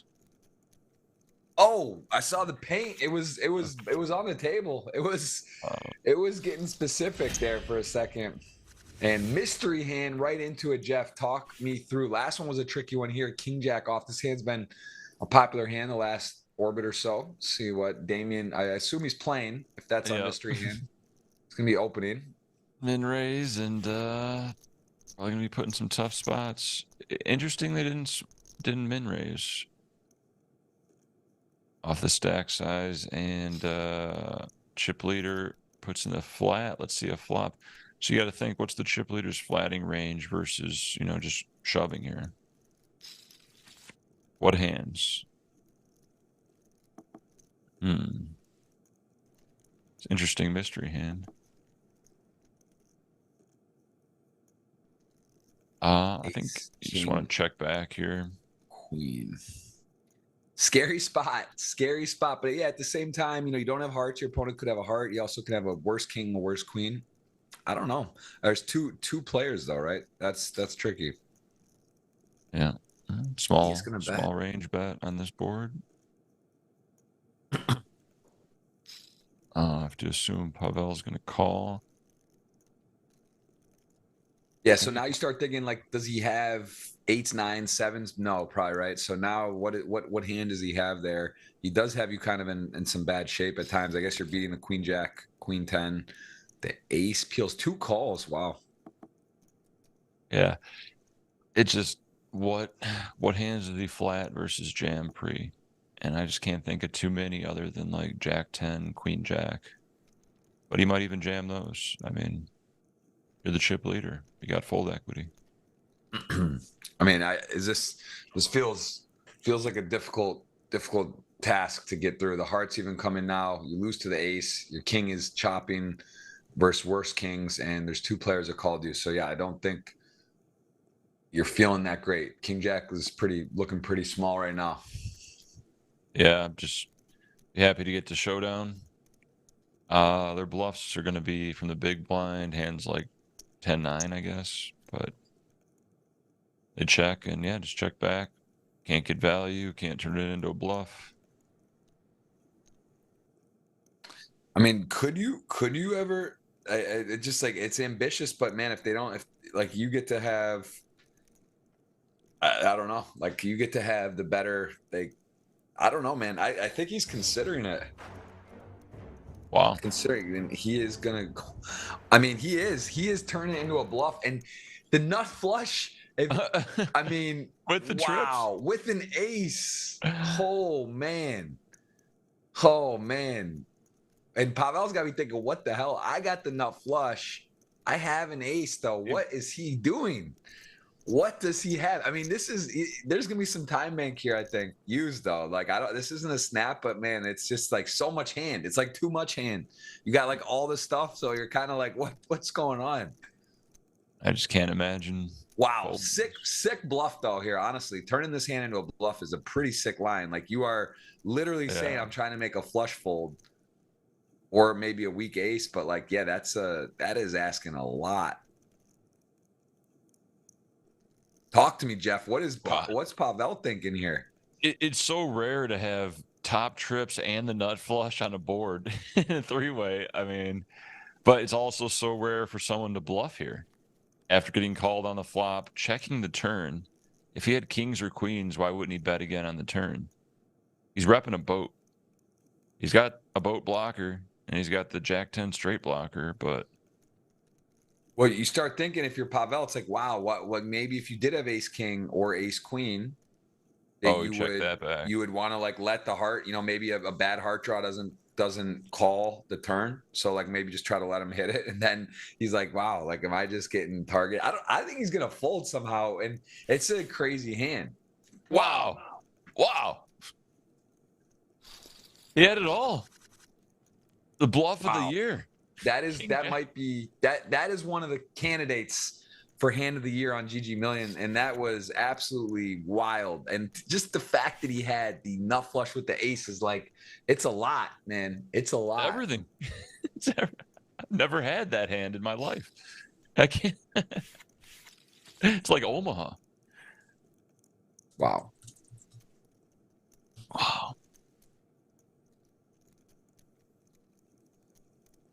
I'm shocked. Man, that'll wake you up. That's a little shot of espresso for you there. That'll get the thought. If you don't like that hand, man, I gotta, the girls, boys, we got 900 watching right now. You might have to take a breather and go walk around, because that was a wildly executed hand. Great bluff and a crazy fold. But listen, Pavel also don't get it confused. This guy, that's also part of the Damien knows you got to bluff. You can bluff great players, right? Like they make big folds.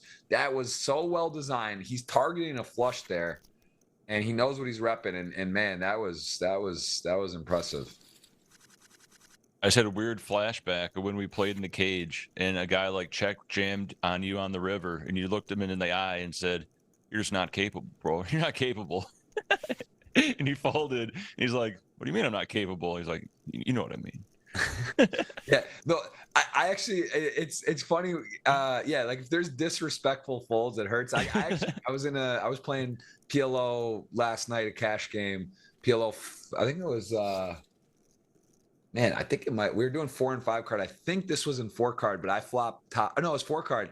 I had top. It was my first hand. I like was, came in and I flopped top set with the flush draw. I had queens with like deuce eight of diamonds. It was like queen jack 5, 2 diamonds, and this guy folded bottom set to me, and he was right. And I was like, man, that is a disrespectful fold. It wasn't like I mean, it wasn't like an insane fold, but it was 4 card, not 5. And it was like he was right, And it was, and I showed it to him. He's a nice guy, and we played a bunch, and we know each other. But like that was just like, man, that qualifies. Like if you're folding the set, it is a disrespectful fold. It's not like we were super, super, super deep either. So I was like, man, first of all, I'm in the wrong game. Second of all, like, man, I was like thinking I could just, I knew he had a good hand. You know what I mean? He re-raised. I was just like, I'm just gonna go all in. I could have just called.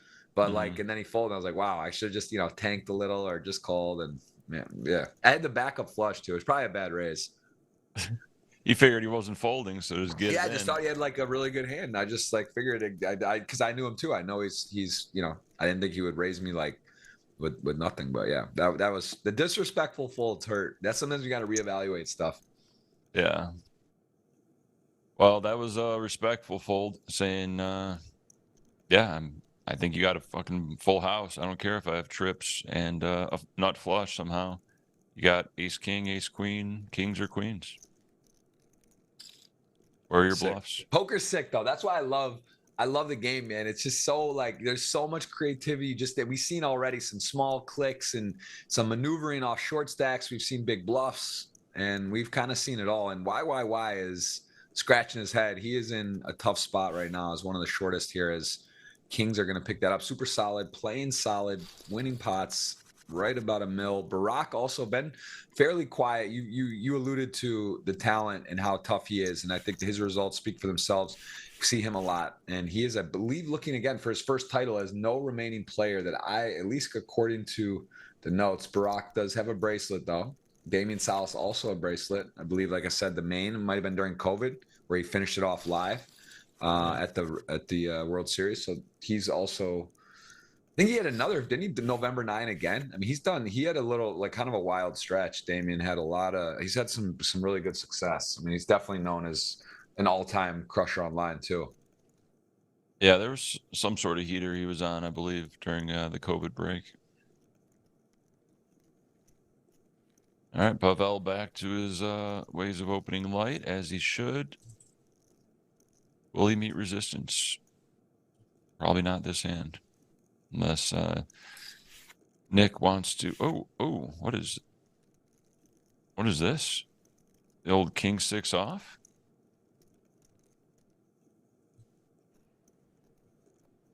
That king blocker takes it down. Damien, as you were saying, picking his spots. Wow.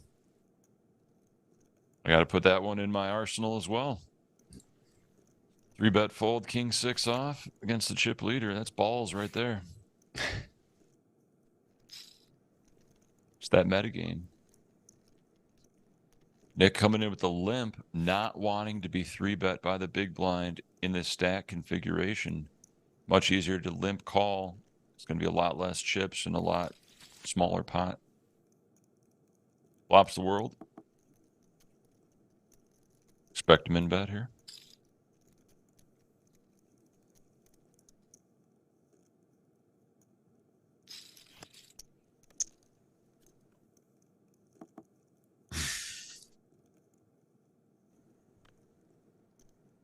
Wow, ace 10 of diamonds, a lot of hand, a lot of flop, and they is, what is the board? So doesn't make the flush, doesn't make the straight.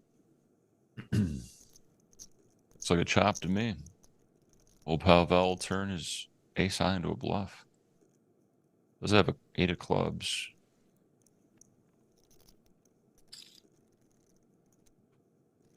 Small bet. Not sure. Wow. Gets him off the chop. Or wait, no, the 10 would have played. No, it was ace 10 was playing there. Wow. Interesting. Add another interesting hand to the book. Yeah, yeah.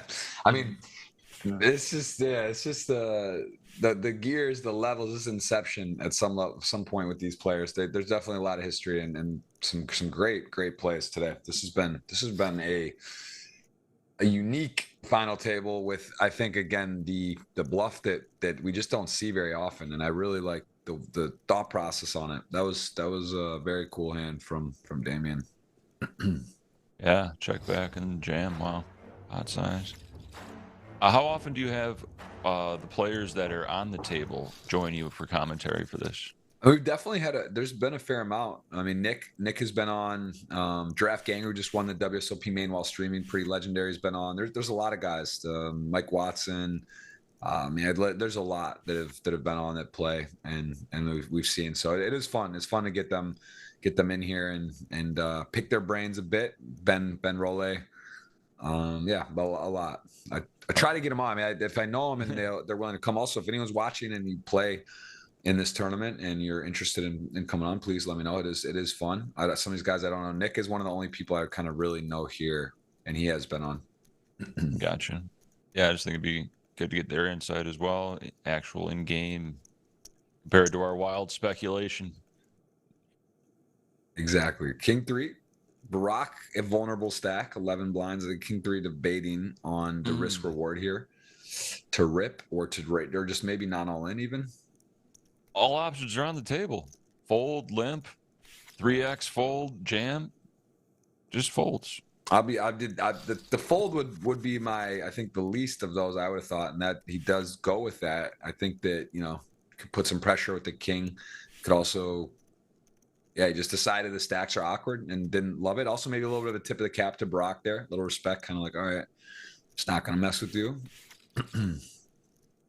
Yeah, doesn't want to double him up and on the short stack.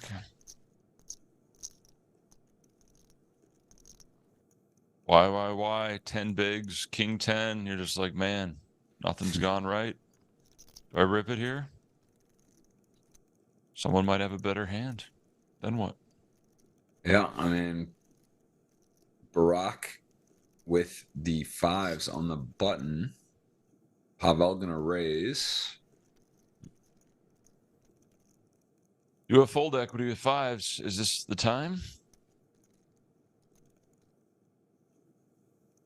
Risk premium very low compared, right? YYY and him are the two by far shortest, so got a little bit of risk, but doesn't mind putting it in. And Pavel with the just one time fold, he did this before, giving him the illusion there could be a call, but does get out of the way as a pickup for Barack. Recognizing 5s against that chip lead open, probably just going to be good enough. And here, a couple of aces, ace 10 off and ace 7 off, ace 10 going to run into Kings. Real hand. So yeah, up of less than 10 effective, I think Barack's going to find the raise fold here. Yeah, and why does he ever have a call could be a little cheeky. Of course, you are giving some free equity, but I think that's a possible play there. Could flat maybe kings or aces, and it is going to get the money in anyway. King's going to rip it, ace 10 off to the races. Diamond for a sweat. Both players with a diamond now does not want his king, as that would make the Broadway. Can he fade the river? It is a clean 9, as Barack says. Nice hand, claps the hand, and we are still 6-handed, and now Barack on the short stack. A big moment there for YYY and everyone involved, as Barack is your short stack with 378,000. Yeah, big swing there. Both guys I'm rooting for. So ace 5 times the discipline fold off of 7 bigs. It's so much more fun just to rip it in, try to steal those blinds, or double.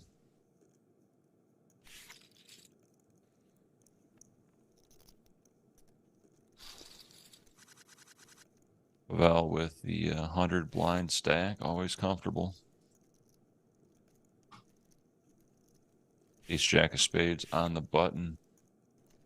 Expect a raise and possibly some resistance from super solid. Yeah, we saw the ace-7 off, Nick sort of 3-betting the open with the king jack and the under the gun from YYY. I think six-handed it was, 6 or 7-handed. And now here, super solid with the ace-8. This is one of those ones too where it's kind of hard to play out of position. You could see some the fold though. That is surprising. Just lays it down. Yeah, that was a tight fold, but correct. Maybe had a timing tell on him or something. Man, I mean, I guess you start arguing about the pay jump where we're at 6-5, and it's it's a real jump, and he just sees Brock so short, but super solid. There's a fine line between playing super solid and tight. And here the queen 8 he decides to put pressure on versus the king 3 off folding. So given a little bit of a also different stack size situation, right? He's got much less, so a little more brave to just put it in, put the pressure on there, risking less, covering more. Yeah.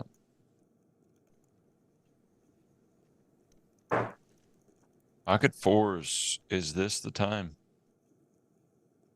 So you got no fold equity. You have a 4s. You're gonna have the best hand, but you're gonna flip almost always. Gonna be behind sometimes. You are the shortest by far. A lot of things start going towards the all in there. Yeah, with 6 blinds, the dead money, being last in chips, I think it's fine to go for it. Queen Jack gonna get the good news that it is a flip, and he is on a tough flop though. Gonna get the drawing dead on the turn, set versus top pair. Ed Brock doubles.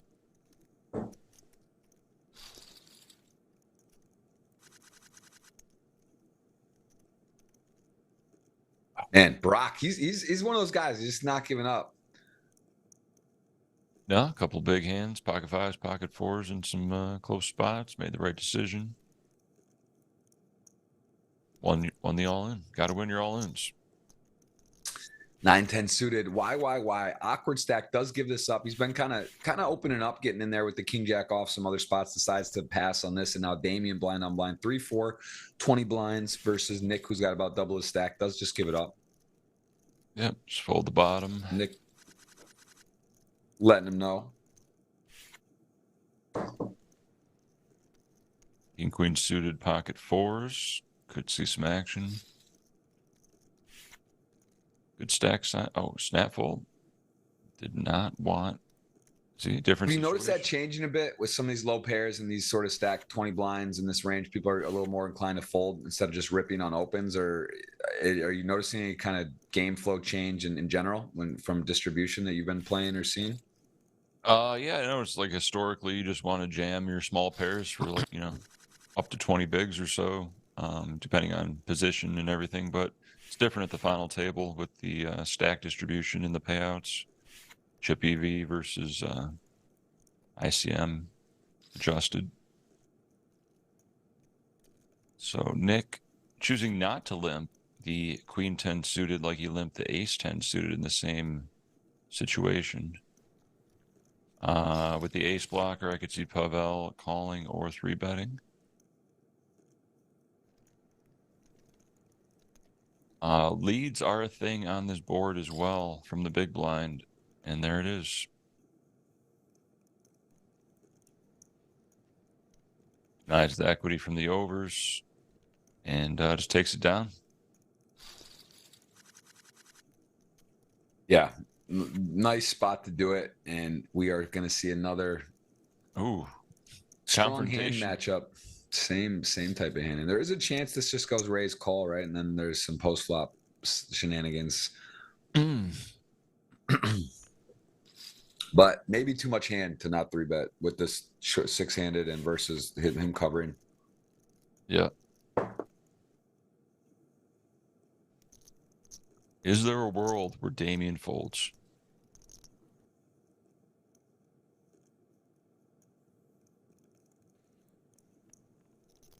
I don't think so. I mean, and Nick's been pretty in line, honestly, but it's a lot of hand. Yeah.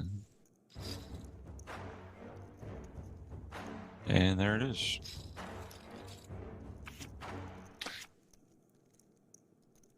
And we are going to see 5 ace queen suited. And hello, Ooh. the real thing you don't want to sweat. The turn is clean. The river, can he get the free roll through and double, or will we see a chop pot? And it is clean. Real sweat for Damien there. Does fade it.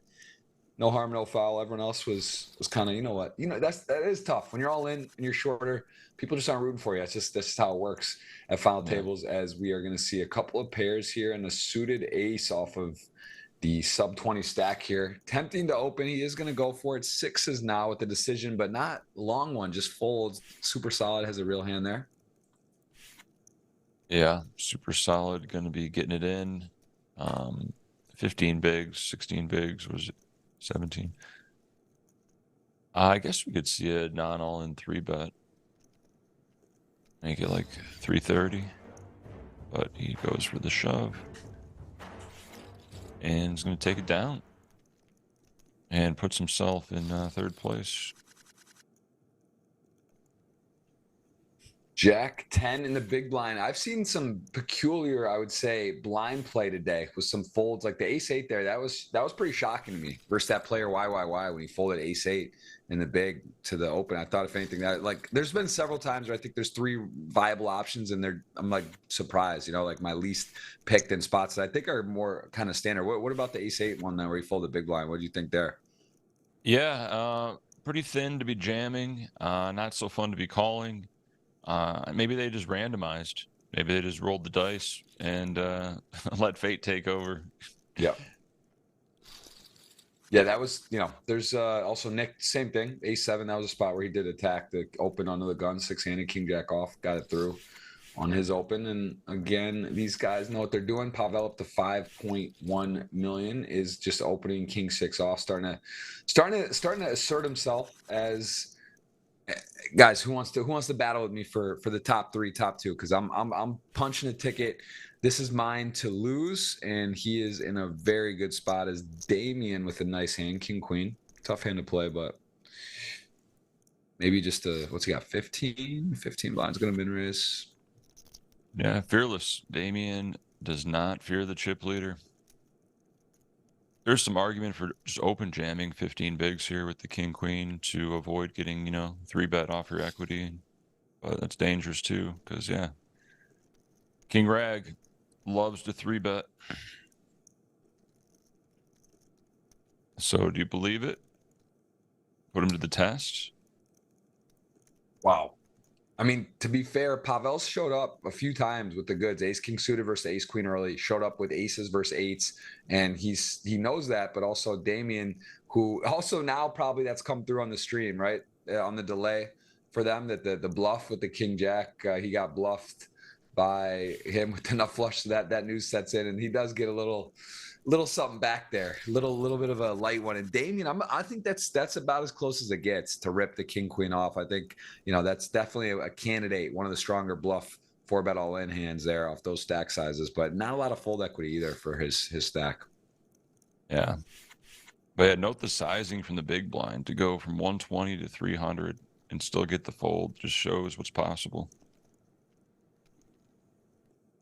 Queen's open under the gun. Will the 9-7 suited defend? Very short stack, open from Barak. Takes it down.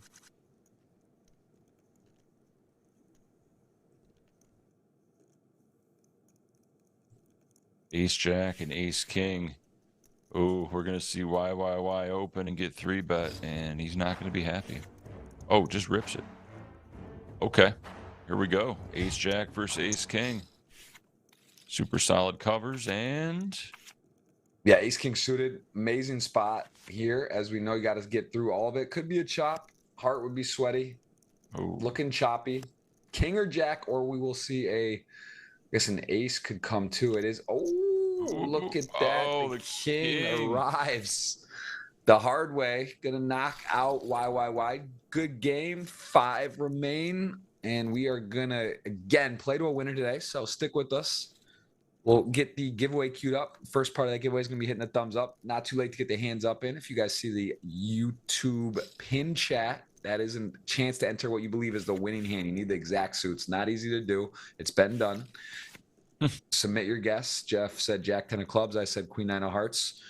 And we have a tweet as well, which I can put in the chat on my pin Twitter, Jeff Gross Poker. Cash. Good luck, good luck. That is a cash giveaway right there. Pin stat. Jeff, you in? You're on the tweet. You retweet. If you win, I'll double it up for the audience, man. I'll Reposted. I'm down bad. I need it. I love it. You're at 50s. You know, it's cash. That's the real cash. That's not a ticket or anything. That's 50 cash. You and I got a dinner wager. Pavel doing his thing. I like my spot, but it's still kind of open. Well, I still got Nick and Barack. Yeah. No, it's not over. And yeah, that's it. Those are my last hopes. You got the other three, right? Yeah. Yeah. And it is a nice bet there. Your favorite, but you know, either way, we're both winners. Nice steak dinner in Vegas on me.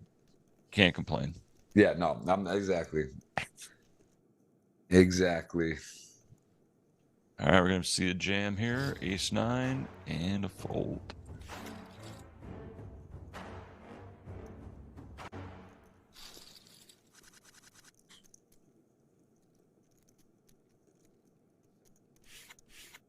And Damien's fearless. I wonder at what point he'd just start open jamming a hand like this compared to min raise. I think a jam might be right. Wow, or I'm completely wrong. Just fold ace 8 on the button. Just not worth it. Rock shorter. King 3, King 9 blind on blind. King 9 in the lead. Got backdoor diamonds. Gonna start with a check. Pavel's just he feels like he's like an artist. You know, he just creates situations. He knows what to do. He's got the right moves. Did get blown off that hand with the nut flush, but other than that, I mean, he's really had a pretty masterful afternoon. Yeah. Got to be happy with his play for sure.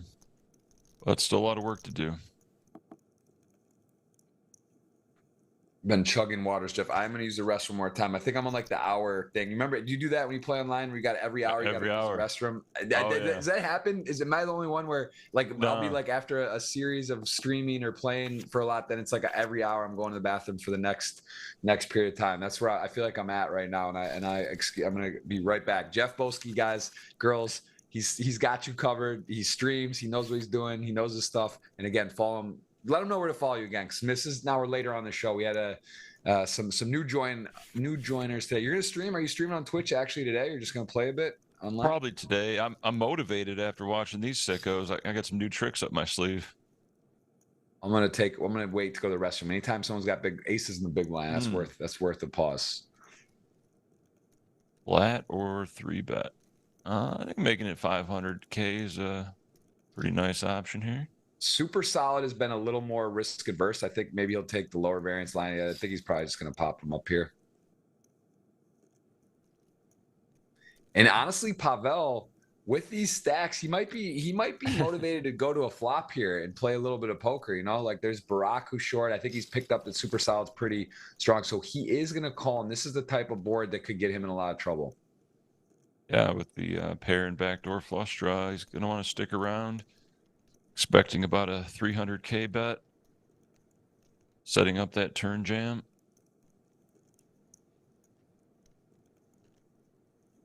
I mean, yeah, he could even doesn't even need that much, right? He can go less with what do you do, 282? But yeah, he's going to get the SPR well above where he needs it for a shove for even the pot. And now, I mean, yeah, Pavel, this is the only downside. Hello. Oh, hello. I mean, he could get away. Jack 10 gets there. He could check this back.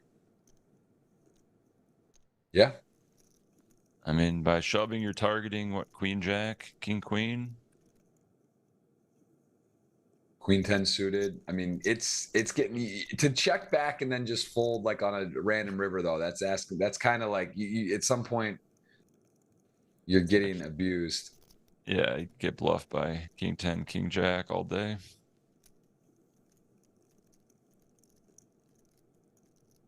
$16 combos of jack 10 on. Oh, he rips it. Gets Wow. snapped. Needs the Wow. counterfeit All or the in. ace. Needs a board pair or an ace. Needs a 4-queen ace, and it is not. And it is Oh. Pavel, the Pavel show. And he now has people in really tough shape. He's got Nick to contend with some chips, but other than that, everyone else short. And it's going to be a little bit of a party. We're gonna get the keyword queued up for you guys because it's gonna be a $50 or $100 coming your way. And Pavel now with these two stacks, he can start getting saucy here too. There it is. Oh, there's the Real rip. deal. There is the rip. And then there were 4. All right, so Nick and Barack are mine. Damien and Pavel are yours. Who's going to do it? Not going to rip with Nick with 35 bigs in the big blind, though. All right, I'm queuing the giveaway here. So it is going to be keyword GGPoker space Boski with your GGPoker username entered at the end. And if you don't have one, you can gift it to a friend. You can do a variety of things. And that is the keyword. There you go. GGPoker space, enter GGPoker username. All of these players are guaranteed over $100,000 with 232 up top. Who's going to take it down? You got it, Jeff. Yeah, you guys can check me out on Twitch at Jeff Boski. Been on there for many years.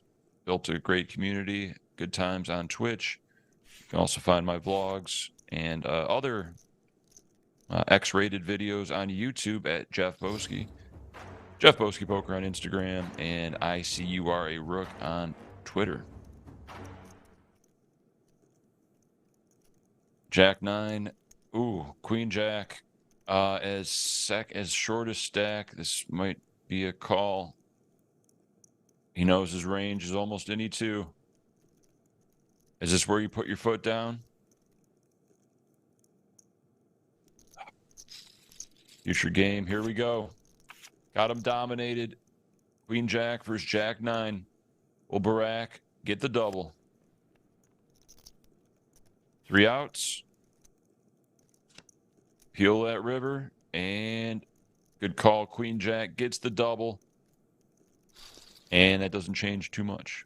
Pavel still in the commanding lead.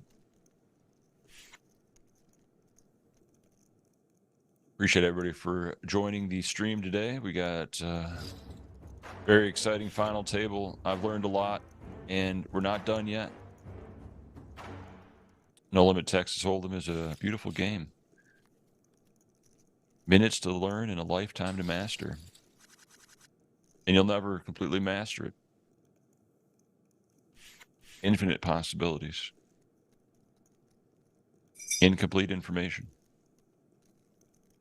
All right, Pavel, what we got? Still four-handed here. Still four-handed. We got, wow, all right, a lot of people in the giveaway. Good luck. There it is, GGPoker space, Boski space, your GGPoker username. Good luck to everyone involved. And that'll be a $50 or $100 giveaway. And we are going to play to the winner. And, man, Pavel is in a very good position, but Nick not going to roll over. And even Damien here. Damien still got enough chips. Barack with $1 million too. It's not over. Not over. Yeah, you can take this spot. You missed Barack doubling versus Pavel. Blind versus blind. Jack 9 versus Queen Jack. Barack called Queen Jack and held.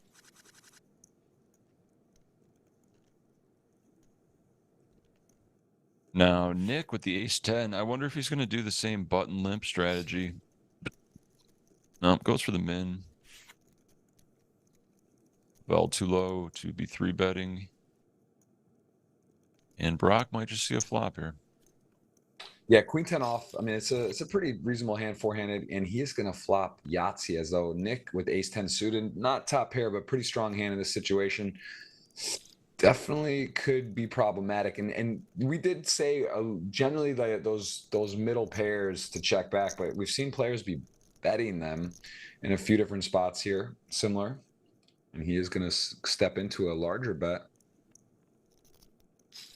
Yeah, what's your play with top two? Just check call, but these boards can get dicey even with top two here. Those Broadway boards.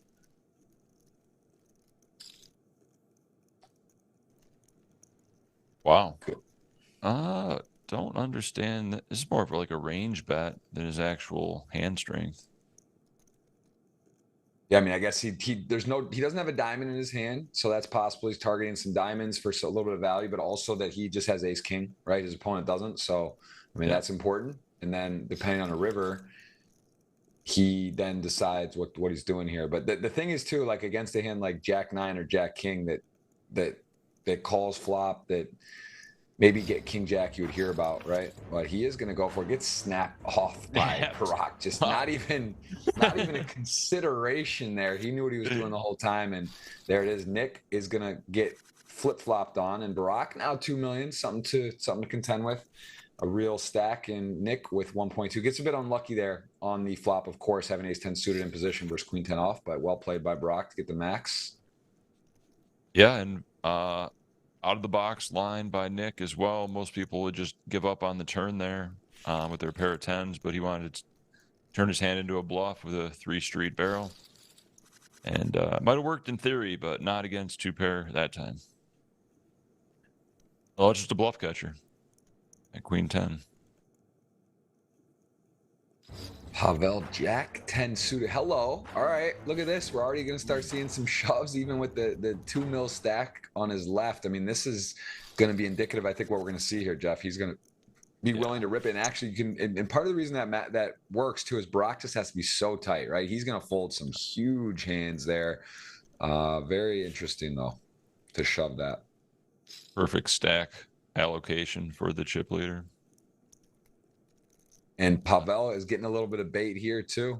You know, there's definitely some history, but he just decides that he's going to shove or raise not all in. And Nick with a pretty strong hand, of course, small blind, big blind off his stack size, likely just going to be limp jamming or limp raising. Maybe not even all in, but he does go all in, picks it up. Good execution. You can see the chess clocks there, how fast Nick plays. Look at that. He has got 14 of the 15 minutes left. Still Barak with 12 minutes and 35 seconds. Damien a little shorter, 4 minutes, 55 seconds. And Pavel with, I believe, 10 minutes. So no one in jeopardy of running out on clock. Yeah, I like those chess clocks. I wonder why they don't implement them throughout the whole tournament. It's only at the final table, right?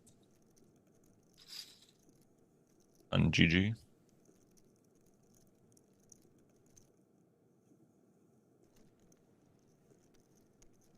Yeah, shorter time banks are better anyway.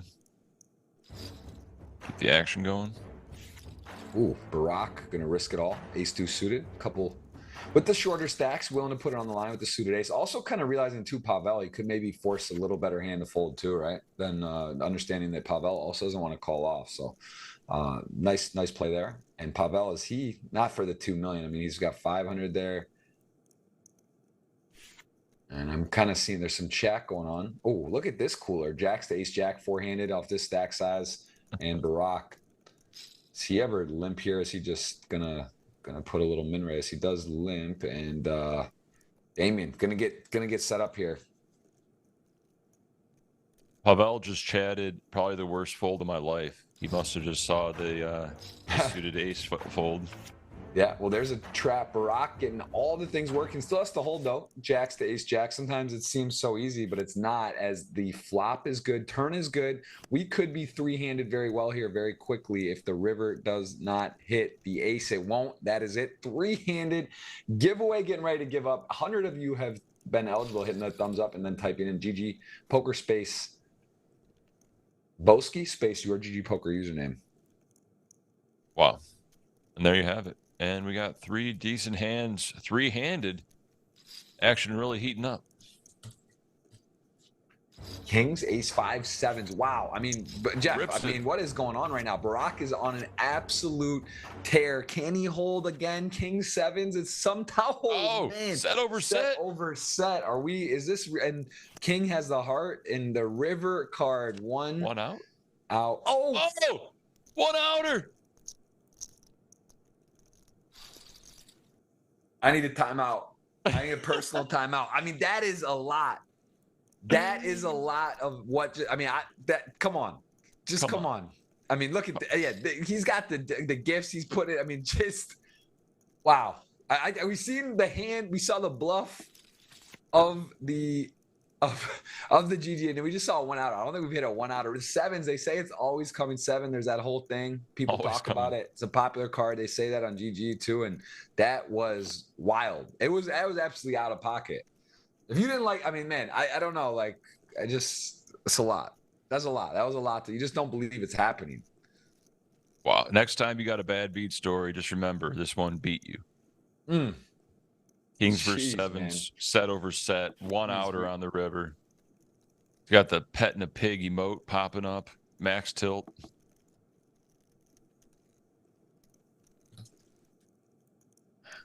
Wow.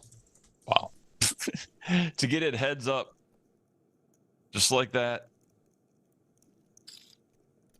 That's so rare. Woo.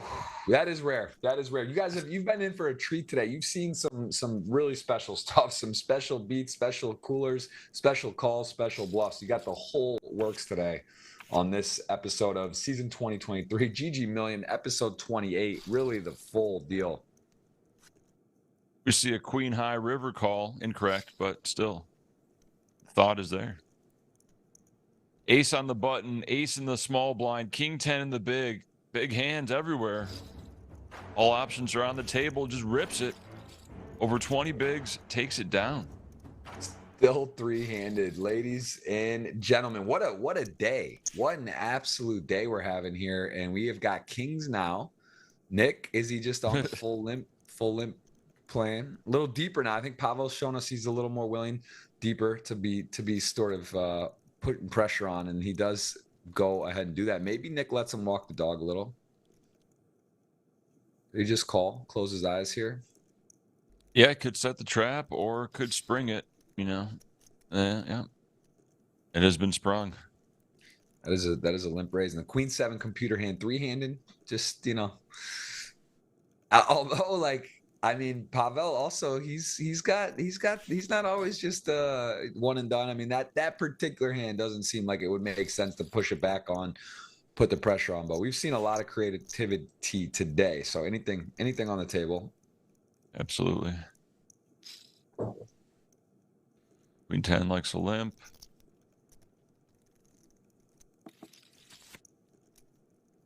And flops 2 pair. Wow, action flop for these 2 hands.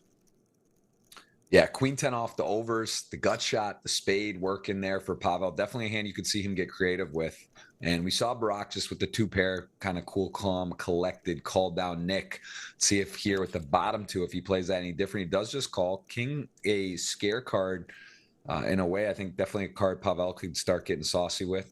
And he's got the backdoor heart, you know, thing. He can't make a flush, but this is again a hand. The greats do get creative. They find board textures, board runouts that are conducive to bluffing, and so far he is going to keep betting here, telling a story. And Barak again just deciding, is it time to just close my eyes, call down? Yeah, very interesting. Push it up with so much going on the board.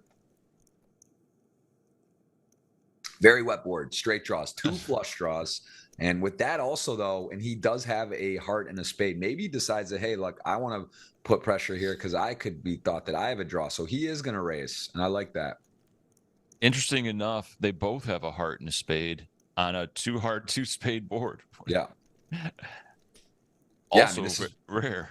This is one where Pavel too, yeah, he could maybe call and get creative on rivers. I mean, obviously he does have the pure gut shot, but like that's not that appealing with the considering that it would need to be a jack of clubs or diamonds to even make the nuts. I mean, yeah, he's just thinking, what is he repping here? What does he have? He could call and donk jam a heart or a spade. Yeah, for sure on some of the bluffs. And then, of course, he could even improve to a winner, but he is going to get out of the way. And he does have a pair of 3-handed 3s on the button. Thinks better of it.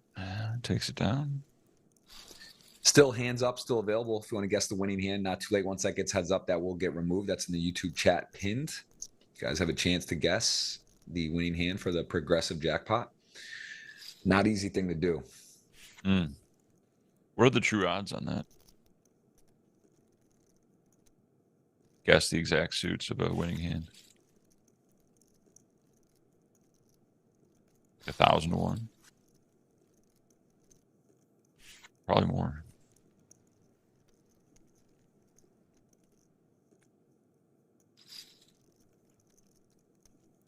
Blind versus blind. Queen 8 does not want to limp. They want to put the pressure on.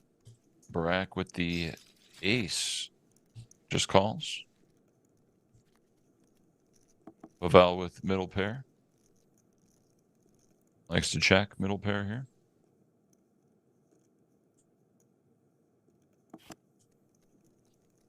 Yeah, I'm making a lot of notes. There's been a lot of cool hands today for sure. Yeah, good. A lot highlights. of interesting hands.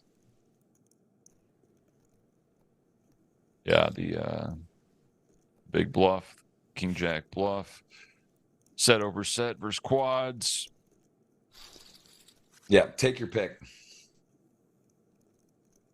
5-bet ace king versus ace queen.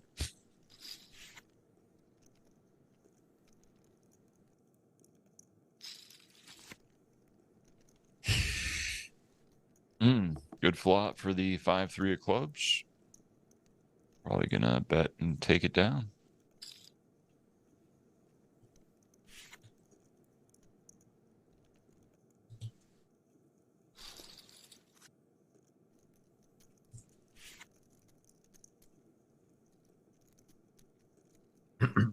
I mean, Brock's still 2 million. I mean, it's really is wide open. Pavel's got a nice lead, got more chips in his stack than the two combined, but a lot of play left.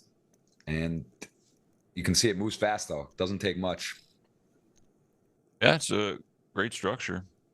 Very reasonable. Yeah, if you want to see people putting the winning hand in the YouTube chat, you got to actually click that link and then type it there. So you can tell us what you put, but make sure you submit it there. Also, it will not count for that jackpot. So put that in there. Good luck to everyone in the hands up. I know Jeff has the jack 10 of clubs. I have queen 9 of hearts. I did submit mine, and Jeff did retweet the what do you call it? He retweeted on the giveaway, so he is eligible as well. If he is to win it, that would be special, and we would double it up because I just I wouldn't know. I wouldn't feel right. The guest comes on, wins the giveaway for the audience, but hey, it counts, And you got your dinner equity. You're sweating the dinner. You're sort of an underdog right now for a dinner. I know it'd be a good time no matter what, but it is. You come, you give your time, and then to lose a dinner bet doesn't feel right either. I almost feel like I should just treat, but we got to gamble for something. Maybe the play would be I should treat every guest to dinner, and then we could do like a wager, on the side. Maybe that's the thing. It does feel wrong to bring you on, and then if you lose, have to take me to dinner. But you know what? I know you like action though, Jeff. So I don't feel bad. I know you like a little sweat. It's all part of the game. No big deal. I like the sweat. Yeah, this is getting sweaty here. 8s, king, queen, 3s. Everyone with something, but king, queen, I think this is a lot of hand. Just calls. A little curious by that. And actually invites Nick along. We could see a 3-way. Whoa. Wow. Whoa, Mr. Nick. Wow. And Nick, then what do you do with 8s? Just ripping here. I am shocked. And Pavel with 8s, man. I mean, I think if you think about it, this actually does kind of like look a little more like a pair. Like, what would he do with 10s or jacks or queens or kings or aces? Would he just rip it? Probably not. And then you're thinking, well, what would he do with ace queen or ace king? So he might sort this out, find a call. He can afford it too, right? We could be a 4-1 favorite for a heads up match coming here in a second if he makes the call. Wow, it's a lot of hand, man. 8's 3-handed. Yeah, it's tough because he doesn't want to call, lose, and give up the chip lead. But calling and winning, your heads up, it makes a lot of money too. He finds the fold. Wow, Nick, man, what a shove! What an execution of the hand. That is. I mean, again, you're right. Not super surprising. Not like it's how could he fold 8s, but that's definitely a consideration to call there. Pretty sick stuff here today, guys. This has been a treat. Glad you're along watching. Jeff Gross alongside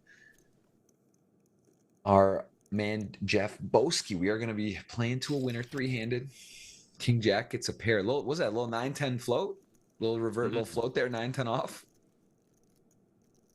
Yeah. Reads them for the float.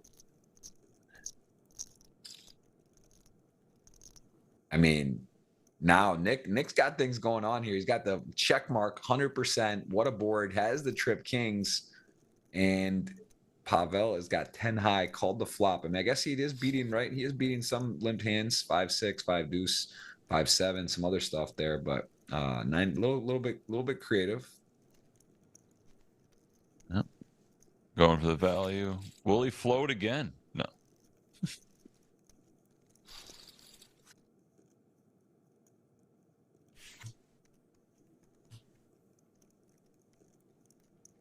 think we're going to be here a while. 9. He is going to just ship it in, take it down, chip up, ship on up. We did see, I would say from Pavel, something that stood out. He definitely shoved some kind of modest hands, like in spots like 3-4, you know, with people behind. He was willing to put it in light, which, you know, not saying it was like super crazy, like different, but I would say that he has been showing us his talent and that he is willing to take some risk on different spots, a little more so than I've noticed before. But all in all, really had a dominating performance today from Pavel. If he can finish it out, we'll find out. Yeah, 3 world-class players for sure. Who's got the edge? Who knows? All I know is that it's been 2 hours and I got to use the bathroom, so I'll be right back. Yeah, take it. I've taken 2 myself, and yeah, it's been a treat to watch with you guys today.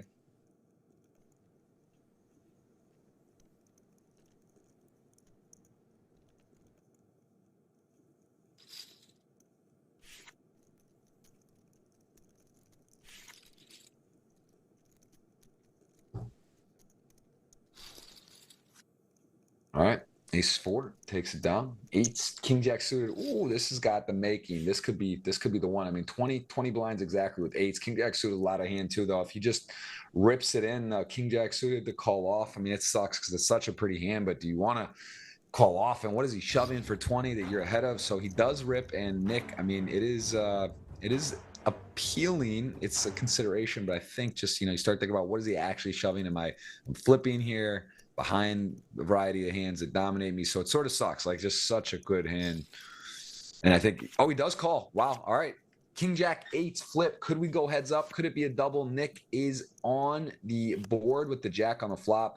Turn is all right. There's a gift war going on, and he needs an 8 or it will be heads up with Mr. Mamoni, and not going to be that miraculous run on Barak, who did get the crazy situation today. We saw kings to 7s. Kings made top set versus bottom set. The river won outer, and as it plays, Barak going to take home 141K and definitely making a name for himself in poker. One of the guys that just seems to have so much respect, and so many players keep talking about how great he is, and he gets another podium finish here on the GG Millions. And we will have a new champion of the GG Millions. Neither of these players, as established, storied as their resumes are, have actually won the GG Million before. And this is a look at 15 million, 5 million GG earnings there, spread out, fanned out on the side. You can see their 2022 and 2023 rankings, earnings, and this is a very reasonable matchup. And we got a little sweat for dinner now too, and it's got Canada versus the Austrian flag. Welcome in, everyone. The hands up, I think it's going to go down that link here in a sec, but you still can guess the winning hand. Got 113 people eligible for the giveaway. It's going to be $50 or $100. Got to hit the thumbs up to be eligible. Got to type in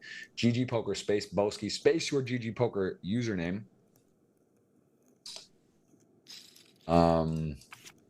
And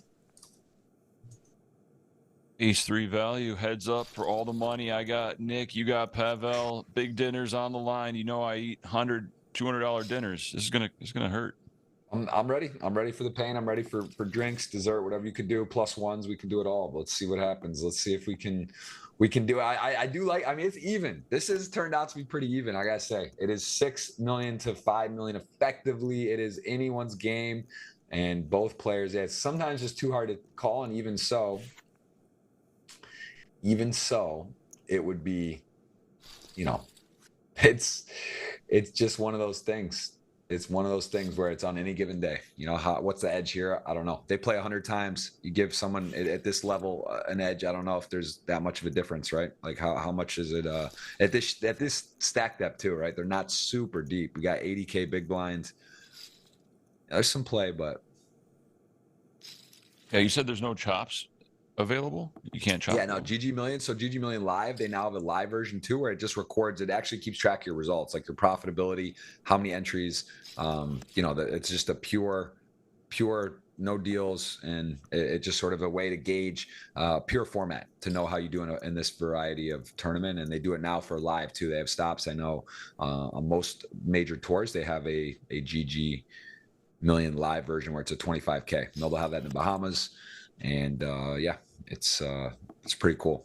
Pretty cool. Oh yeah, they had that at all the Triton stops. The first event is a 25K GG Millions. Exactly. Yep.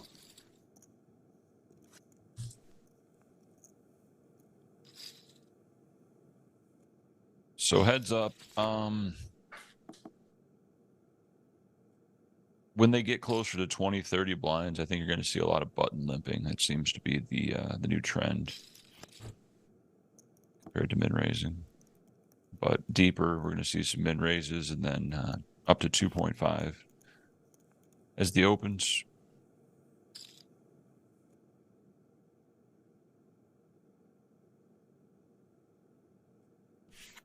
Jack going for value, does not get called by the 10. But fold Pavel. And Nick chips up. We're almost even.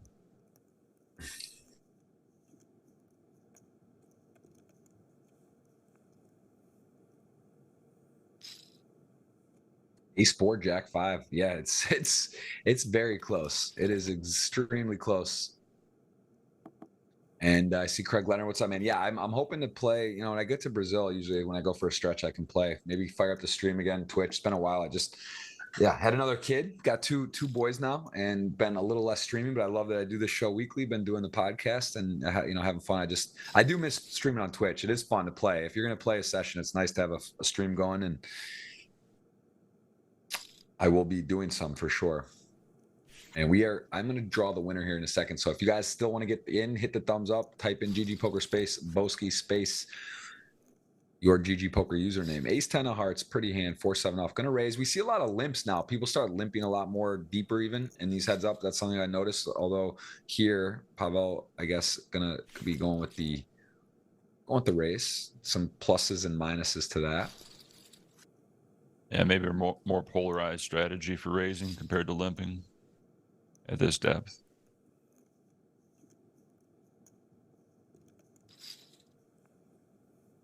Oh. Is this a disrespectful 3-bet? What's going on here? I mean, this has got potential here. Flops a flush, 118-1 odds to flop a flush. He does so, and the king of 10 off. It does have a powerful spade in there, so certainly won't be going anywhere. Now open-ended, which would be no good as we know it, but this is definitely looks like some chips going in, and I'm lining up. I'm checking Yelp, seeing if he knew good places in Vegas, because this is looking nice right now for my situation personally at home. Also for the audience, it's 100 versus 50 if Pavel wins, so you guys should be, if you like a little extra money on the giveaway, you're gonna be rooting for Pavel as well. And Nick here, I mean, where could he go? He's got so much going on. Oh my goodness, shoves. See it in the air right now. I mean, he's got the flush. There's nothing to think about. It's heads up. OMG, cold. Can he fade? 10.9. This is for it all. 84% for Pavel to stamp his name. And fade. Nick, I mean, my boy, I'm happy about that, but wow, that is a sick thing for the audience. I got to pick a winner because it's very close to over, and that was quite a hand. I believe the winner is Aaron Reed is going to win, and that is going to see a seal. Ace Queen, 100% lock it up. That is a win, man. Wow, Aaron Reed, you just won $50, not 100, but holy man. Well, I mean, Jeff, this was... What a run, and congrats to your dinner, man. Nick Mamoni, too. He's been a guest on the show. Put the time in, and he is your champion today. Nick, congratulations, my friend. Very happy for you. Well played. A little bit of a good run, but hey, Jeff, that is part of winning tournaments. It's not always about just playing great. He got it in, he played well, and then he ran well at the end after taking some adversity. Talk me through it. Give me your thoughts on the day today. I was really shocked at that last hand. And I mean, initially by the 3-bet of the deuce 7 suited, the flop flush, the barrels, and then the jam in position. He knows better than I do, but I think that's just a call with the king 10, open-ended with the flush draw. But it worked out for me, put max pressure. Unfortunately, he was up against a flush, but he got there, and that's how tournaments are won. You got to get lucky. You got to win your all-ins. An action-packed GG Millions final table. I was glad to be joined by Jeff Gross, OG legend of the stream. Thanks again, Jeff. Hey, I appreciate it. Thank you for the time. Congrats on your win. You tell me when you want to go, where you want to go. We can do the +1 dinner, dessert. I won't forget this one. This was a memorable final table. I hope you enjoyed it at home. Congrats to all our winners. The hands up. What was the winning hand? So it was King 10 off. That was not one of our guesses. If someone got that at home. Ace Queen. Yeah. I'm sorry. Ace Queen. Oh yeah, you're right. It was the next hand. Ace Queen. So good luck. Maybe that's a real guess. That could definitely be someone. I hope you won the jackpot out there. We'll see you on the next stream. That will be Tuesday. Same time, same place. Big prizes. Big names, and of course we'll have a big host again, and we appreciate Jeff for the time. Please give him a follow on the socials, and Jeff, I will see you live, and I'll see you at a dinner very soon. Thank you, my friend. Thank you, Jeff. I look forward to it. Have a great day. Night.